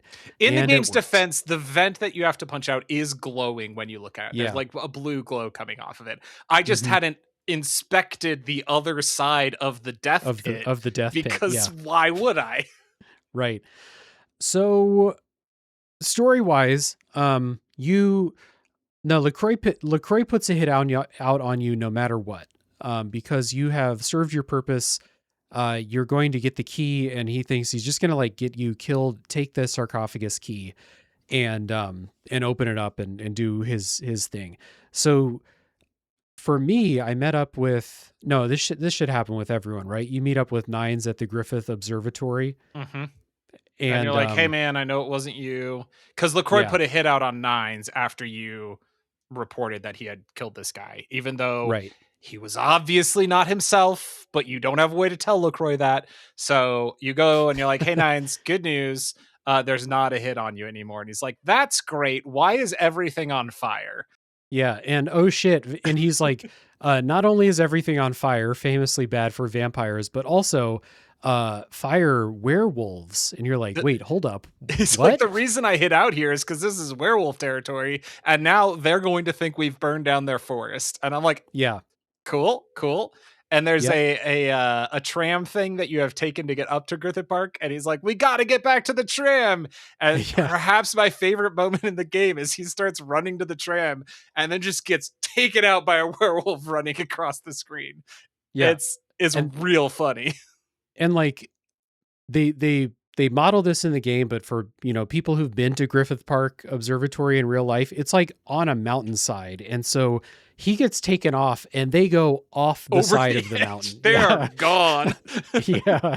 And so you have this like 3-minute timer to evade the werewolf, which is fucking ridiculous if you try to do it, like play it straight, I think. It's so this thing is huge and it chases you. There's a lot of problems with it. I know you're going to get into some, but I'm going to skip to the end. One of the problems is that the 3-minute timer is not for when the tram arrives. The 3-minute timer is for when you should go towards the tram, because it then takes like another 15 seconds, which I know because the first time I managed to survive 3 minutes, I got into the tram building at 3 minutes. And there was no tram there, but there was a werewolf. That's very funny and also very bad. So the way that I did this was I managed to open the telescope door and then lured the werewolf up to the outside. And while it tried to squeeze through, I closed the telescope door and crushed it. That rules. That is so fucking cool. And I It's don't very know how cool. you did it. There's one lever in the entire place and you're like, oh, it's the telescope door. Open it. Okay, cool. I saw in a guide that you could lure the werewolf up. I'm going to just assume my game was broken because I hit that lever so many times and nothing happened. Perhaps my game was also broken because the werewolf just stopped chasing me at some point, and I saved and then did the telescope door thing just to see it. But otherwise, I could have just sat there because the werewolf was just standing outside, not following. I had to shoot it to get its attention, and then it went up to the telescope door and I crushed it. So bad. It chases you through the building. It like breaks door frames. It comes through ceilings. It is like a cool sequence. But the Griffith Observatory, according to this video game, is like 5 rooms. And you basically just have to run back and forth through those 5 rooms for 3 minutes, which is like conceptually a neat idea that you have to evade this thing because it will kill you if it gets you. But in practice, that's way too long to run through that small of a space. Yeah, I was going to say, like, conceptually, 3 minutes doesn't sound like a long time, but in that space, 3 minutes is an eternity of like trying to escape from that thing. So you do it, and so you go down from Griffith Observatory, and Smiling Jack is there, and he's like, we got to get back to town. It's going to be day soon. So you go back to town with him, and Santa Monica is just full of, like, every vampire is out to get you on LaCroix's orders. And I think this is kind of cool. Bad in execution, good idea to turn Santa Monica into like a combat zone when it used to be like your chill introductory space. But what it turns into is like, so why this is bad is you cannot use any of your knowledge about Santa Monica to get to the end where the taxi is. You just have to go in the straight line they've laid out for you. I was like, man, I've spent so much time in Santa Monica. I even know that I can take the alley to get to the other side of town to get to the taxi cab. And the video game said, nuh-uh, you're going to go through the parking garage and you're going to like it. And I said, nuh-uh. Yep. It's rough. You can't go through the sewers. Like you've been there so long, you know the secrets of the place. It was like it's home. It's home. Yeah. It was even like what if I go through the front door of the gallery and then go out the side door and shit? Like, I know that shit exists. And the game's like, no, you're going through the parking garage. You're going to fight everything. The taxi driver will not pick you up until you kill everything. So go ahead. Do that. Even with my 500 extra experience points, I tried running past these guys to get to the cab because I was having trouble with 500 extra experience points. That's probably more than I had throughout the whole game. But no, you just have to fight everything. Yep. You know, it's a cool idea, and it is cool to reframe a place you're so familiar with in such a different way. Yeah. It's always cool when games do that, and this just turns out to be the worst execution of that really cool idea. And so you get the choice here. You get in the cab. I love the taxi driver. He's just so a creature of the. I mean, he is a vampire. Like I think he's Kane. Oh, he's because he's there at the end. He's talking to Smiling Jack at the end. Well, we'll get to the end. Perhaps he's there at the end. Yeah, perhaps he is. Depends on what you do. Was this the same taxi driver the whole game? I was not. I think so about that. I think it is. Okay. Interesting. But this is where the game asks you who you're going to side with, and he like talks you through. It's kind of cool. So you can side with the Kuei-jin, you can side with the Camarilla, you can side with the anarchists. And I think there may be another chance to be like, I'm not siding with anybody. I'm a lone wolf. And what's kind of cool about this, the taxi driver talks to you, like basically talks you through your choice and tells you the pros and cons of everyone. He's like, so I picked the anarchists, and he's like, you know that the anarchists are like, they've never been able to like lead, or, you know, they're anarchists. Like they're not going to be able to run things in an organized way. And it's like, well, yeah, I get that. And I assume if you choose the Camarilla or the Kuei-jin, he goes through the cons of them too. So who did you pick? Because I had already tried to pick the Kuei-jin earlier and the game wouldn't let me pick them, I decided to pick them here because I was interested in the idea that they were outsiders. And that I knew I didn't want to side with LaCroix because he's terrible. And I like my true ending would have been to pick the Anarchs. Like that's much more aligned with where I would typically end up in a video game. I picked the Kuei-jin specifically because I had tried to pick them earlier and it wouldn't let me. And I was like, well, can I pick up now? Can I betray LaCroix and work with Ming-Zhen? So that's where I ended up going with it. Okay. It's kind of interesting. So like I thought about the choice for a minute because I don't think the anarchists are going to like be a net positive for vampire society as a whole.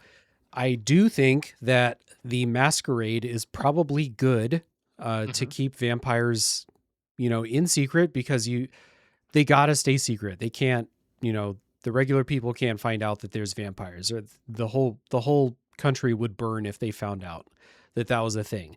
But the Camarilla are the ones doing the Masquerade, and the Camarilla are dicks, specifically LaCroix. Like I thought about it. If I choose the Camarilla, can I kill LaCroix and then like, you Take know, over? Do a more ethical version of this? But I don't think that's an issue. I didn't pick it. I don't think that's a choice. And I didn't pick it anyway. But I do overall think the Kuei-jin are here to conquer. So I was like, I'm not picking them, even though they're like kind of chill, but like they're here to conquer. So no. Yeah, you took much more of a conquering tone from them than I did from the parts that I played. Listening to you describe them earlier, I'm like, oh man, now I feel bad for picking these guys because I was not taking them as conquerors quite that way. It may not. I honestly I don't know how much of that is in the game, how much of it's from dialogue that one of us didn't see. Don't you worry. We'll get to the ending. I made the wrong choice. Don't worry. Okay. But like, I don't know how much of it was like laid out before you were making that choice, or how much of it is like, I listened to a podcast of people who've played the game many, many times and have read the lore books and stuff, and they know what the Kuei-jin are. So I was like, no for them. Probably not going to pick the Camarilla, even though I think the Masquerade is probably best to continue the Masquerade. Let's just like, you know, Are maybe the chops Anarchs like fewer heads off. anti-Masquerade? I wasn't like totally clear on that. Okay. But they were very anti the way the Camarilla like boss everybody around, and Yeah. like the way that they enforce it. Okay. I assume that they would keep the Masquerade. Yeah. Because like they're not anarchs in like the traditional sense of like, or like the, you know, the literal sense of like we have no rules, anything goes anarchy. They seem pretty cool. They just don't like the Camarilla. That's their main thing. So that's why I stuck with them. And like I'm the biggest novice when it comes to like extended lore of Vampire the Masquerade. So I don't really know. But I picked the Anarchs. So can I tell you about the best thing about siding with the Kuei-Zhen? Yes. You don't You have don't have to to do their the dungeon. Kuei-Zhen temple. Yeah. It's I'm going to try to keep this to like a minute or less, but it's so incredibly bad. There are so many guys. They all have crossbows, and the crossbows hit really hard. The only good thing is they're human, so you can feed on them in combat. And then you go into like their crypts that have these instant death saw blade pressure plate traps with incredibly bad hitboxes. So like you can like tiptoe to the side of them, it will still press the plate. You have to be ducking. It doesn't matter what you're doing, you have to be ducking. If you walk through that hallway, even though the pressure plate doesn't take up the whole width of the hallway, you will press down the plate. It's really bad. And then there's this weird puzzle where you pick up these statues and you have to place them on these 4 pillars around. I don't know how you're supposed to know to do this. I just looked in a guide. I was like, no one has ever talked about any of this shit ever. It opens up a portal where you have to fight. I think her name is Ming Zhao. Mm-hmm. Ming Zhao. The worst boss fight I've done in a video game in a very long time. Is so bad. She has 100 times more HP than the previous boss I fought. Like she's the one where I was like, I'm hitting her with my leveled up, maxed out melee great sword, and I don't see damage ticking off of her health bar. And the cool thing about the boss fight is she spawns a copy of herself that does the same thing. The copy does not affect the health bar.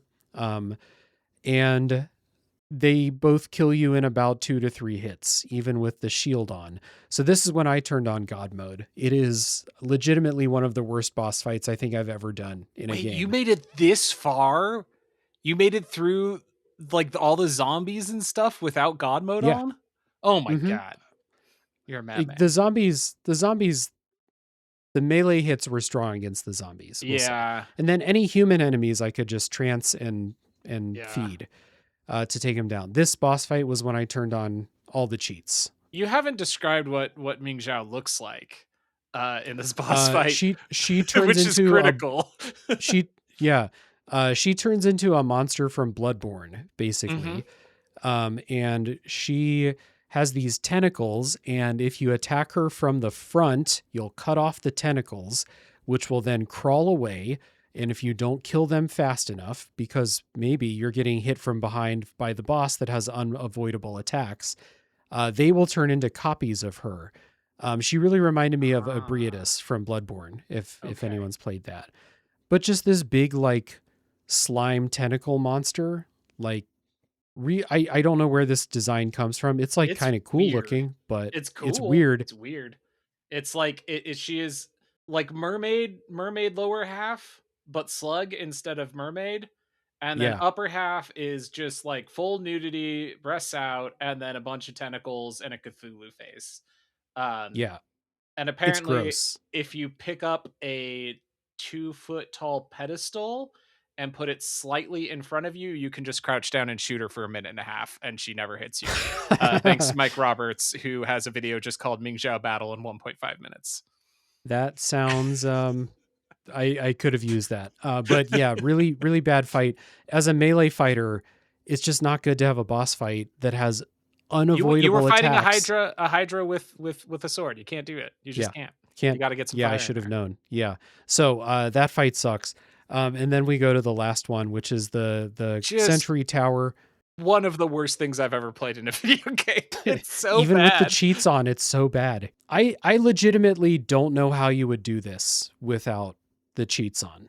It's impossible. The start of this is cool because you're going to LaCroix and you meet Chunk and he's like, LaCroix says I'm not supposed to let you up, and you basically tell him to get out of there. And then you do a Matrix fight where you kill all the guards in the lobby. Um, and then you just fight through so many guards. And every time you've come to see LaCroix, you just take the elevator straight to the penthouse. This Mm-hmm. time, you take it like a couple floors up. You go, I think, onto another roof and then back to this building. Mm-hmm. And there's guys everywhere. There's a part where you have to blow up an elevator, which makes it work. And I don't quite understand how that works. Thankfully, the game gave me the prompt to attach explosives to an elevator. And I said, all right, sure. Yep. And then eventually you get up to the top and you fight the sheriff, who is this huge hulking guy who's been with LaCroix the whole game. And Mm-hmm. you fight him inside, and it's bad, but doable. And then Mm-hmm. he turns into a giant bat creature and throws you out a window onto a rooftop. And then he flies around attacking you while throwing corpses at you. And also, it's spawning soldiers who both attack you and him, which is Mm-hmm. kind of cool. And the Yeah. soldiers mean you can feed, which is good. But this boss fight, I would say that this boss fight only makes sense if you've spent the whole game speccing into firearms, except my firearm skill was maxed out and this boss fight was still miserable. Oh So no. this is where I went from my maxed out 500 XP to God mode, was in the second stage of this fight. I got through the first stage with my overpowered character, and then the second stage of it, I was just like, this is miserable. Like, it's Yep. not, there's nothing fun about it. It's just like, oh, and he spawns demon minion things that attack you too. So you have three Mm-hmm. different places that damage are coming from you while fighting an enemy that flies, in a game where I was focused on melee. And I was like, this sucks. This isn't Yep. good. It's real bad. I had God mode on and unlimited blood, and it still took a long time because you just can't hit him Yeah. forever. Like he's just flying around. So it sucks. The only cool part is the soldiers shooting the boss. I think that's like a Yeah. neat, it takes it to a 1 out of 10 instead of a 0 out of 10, Because again, because of the lore, the idea that these soldiers are hired by LaCroix to defend this building, but they are human. They are on the other Yeah. side of the masquerade. They don't know what he's up to. And when the sheriff reveals himself, they're like, listen, LaCroix pays me well, but whatever that thing is, fuck that. I don't like Yeah. it, and I'm going to shoot it. And that's really conceptually neat, but Mhm. it's not, I mean, they damage it, but they don't do enough damage to make up for it if you can't damage him yourself. So, Yeah. yeah. I would say they did probably 30% of his health bar when I fought it, because it's like when he's flying around, the soldiers are shooting it, and I'm just kind of chilling. So Yeah.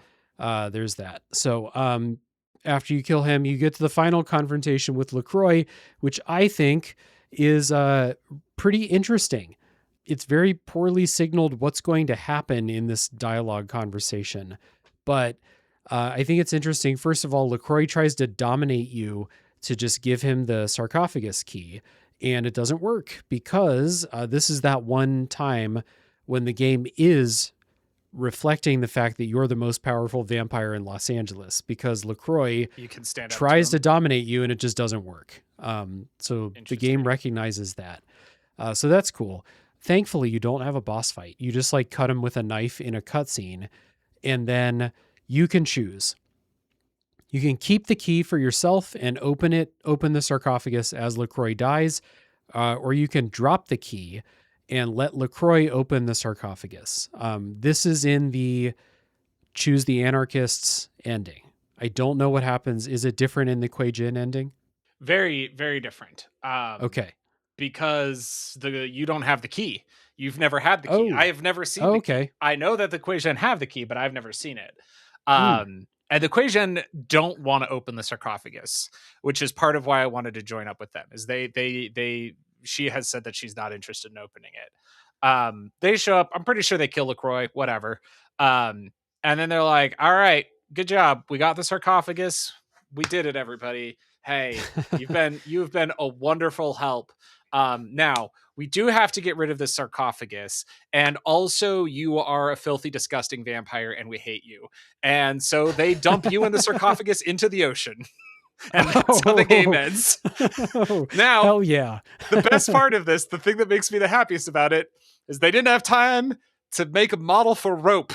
So you're just laying on the sarcophagus on a boat. I'm like, you're just laying on top of it. And I'm like, what's happening here? And then they push it over the edge, and my character went with it. I was like, oh, I guess I'm tied to it. I think that's what's supposed to be happening. And then you sink to the bottom of the ocean and the game ends. That's very funny. I love that. It's so good. It's a great ending. Yeah, it's very good. The other endings are great too. As something that like you alluded to earlier that I cut for spoilers, but like the game ends, you've been following the story of this sarcophagus and like what's inside of it, what's going to happen when you open it, should you open it. And so it sounds like in the Kuei Jin ending, you never find out what's in the sarcophagus. And I loved it. I was such a cool ending because there has been, this is the part that was cut earlier, I'm just going to say it again. There's been this cool mystery where all of these people have different ideas about what the sarcophagus is and what it represents. And then the game ends, for me, without an answer to that. And I think that's so neat that like the giant MacGuffin that we've been chasing the whole time, you don't know. We're just not going to tell you. We're just not going to tell you what happens with it. Yeah, I like that. It's incredible. Very cool. You know, it doesn't matter what's in the sarcophagus. If you want to tell another story about it, go ahead. But like this is fine. Yeah. So the endings where you, at least with the anarchists, I don't know what happens with the other ones, are goofy as hell. So regardless of whether you keep the key or drop the key and let LaCroix grab it, the sarcophagus gets opened, and inside is a bunch of C4 and a note from Smiling Jack that just says boom with a smiley face, Smiling Jack. And the sarcophagus explodes and the game ends with the top of the tower exploding. If you open the sarcophagus, you die in the explosion. If you drop the key and you let LaCroix open it, your character is like out on the street when it explodes, and you go and like meet up with the anarchists. That's what happened for me. I watched both of the endings because I wanted to see. But what's funny about this is either way, the top of the tower explodes and it cuts to like in a park. Smiling Jack is sitting on lawn chairs with the mummy from inside the sarcophagus, and he's smoking a cigar, and he just kind of just talks and like, you know, says some goofs about it. If you exploded up there, he basically says like, it's a shame what happened to the kid. If you didn't explode, he's just down there. And he's just talking to the mummy. He got an extra lawn chair out that the mummy's sitting in. And it's just this goofy ass ending. And then the taxi driver walks up and he starts talking about, he reminds Jack something to the effect of like, you know, you're all descendants of Cain or something like that. Made me think that the taxi driver was maybe related to Cain, or maybe Cain himself, like would be a classic like storytelling thing, right? To have like that character you assume was a nobody is actually like the most powerful one, just kind of chilling, observing, you know. Right. But this ending with Jack sitting on the lawn chairs is so goofy and funny. It's kind of like your ending where they're basically saying like, it doesn't matter what was in the sarcophagus. We're going to have a laugh at the end. It's so wild. It is interesting to me, given that there is an ending where your character explodes and another where you end up on the bottom of the ocean tied to a box. It is interesting to me that there's also one where you just walk away. It kind of feels like as we were going through this, I was like, is it just your character dies no matter what? Because that's kind of a fun idea of like every ending you die. But no, sometimes you're fine. Just in the anarchist ending, you meet up with Nines on the street and you just, you know, walk away, I guess. Like it doesn't, I guess it's not the end of the world that the sarcophagus got opened. It's just a mummy in there. It's just Smiling Jack's hanging out with. Yeah. Is the mummy smoking? I couldn't tell in the quick clip I just watched. Or is the mummy just a mummy? Is it a mummy or is it a mummy? I don't, you know, what are we working with here? So it's not like a mummy wrapped in bandages mummy. It's like a desiccated mummy. Yeah. But I don't remember it smoking a cigar. That's a crucial detail. But oh goodness. yeah, really, really fun endings. Like after the dog shit of all those like last dungeons, like I think those endings being like as fun as they are really helped leave a positive taste in the mouth after finishing this game. Yeah. Yeah, I was delighted by the way that the plot wrapped up for me. Not because I think it's good necessarily, I guess. It's just it was really funny that I was like, yeah, all right, I'm going to side with these guys. You know, they seem to hate vampires, but they've been pretty cool to me. And then they're like, oh, no, we really hate vampires. And I'm like, oh, yeah, well, fair enough. To all everybody. Right. Yeah, well, I guess I deserve this. I'll go ahead. I'll hop out the side of the boat myself. It's back to the dead dove, don't eat. I don't know what I expected, you know? Yeah, exactly. Yeah. So, yeah, really, really fun end to the game. And I think that is Vampire the Masquerade Bloodlines covered for our purposes. So Troy, thank you for this has been longer than I thought it would be, but it is an interesting game. Nobody ever said this game wasn't interesting and wasn't fun to talk about. It is so fascinating. Thank you. Yeah.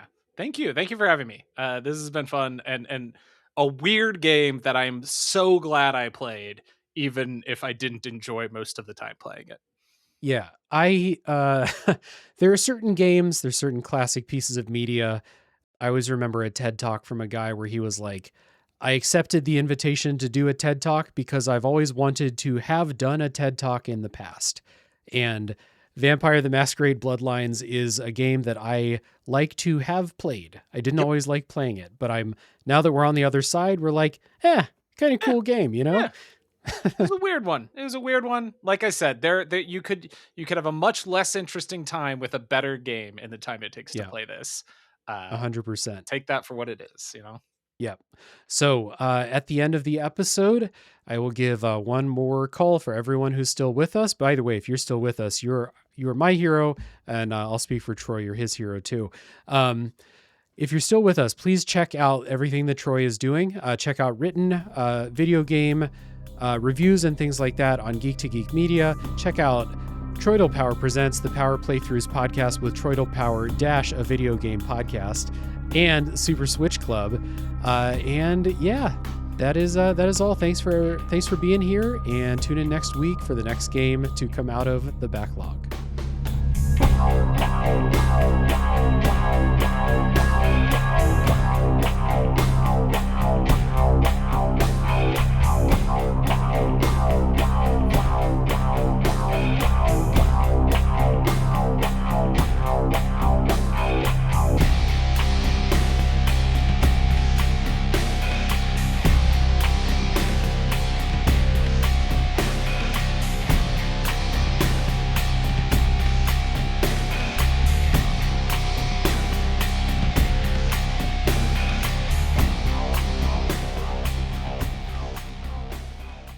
Hello there, I'm Alex, co-host of the Low 5 Gaming Podcast. If you ever lost a weekend to Balatro, spent more time in Night City than you planned, or blown into a cartridge and hope for the best, we're probably already talking about the same games. My brother Luke and I do real conversations about the games worth your time, and every once in a while, we sit down with the developers actually making them. Now, Luke's not here for this promo, which means I get to say that even with all those hours he's put into Mario Golf, I'm still the better player. You know where to find me, bro. And you can find us at low5gaming.com or wherever you get your podcasts. Hey, you there! This is Nomad speaking. If you love retro video games and you're itching for some nostalgia, check out the Retro Wildlands podcast. In each episode, I'll use game music and sound to pull you into the gaming experience while I share my own thoughts and maybe a few memories. It's a great way to relive one of your favorite games or learn about a new one. Check out the Retro Wildlands podcast at superpodnetwork.com or wherever you listen to your podcast.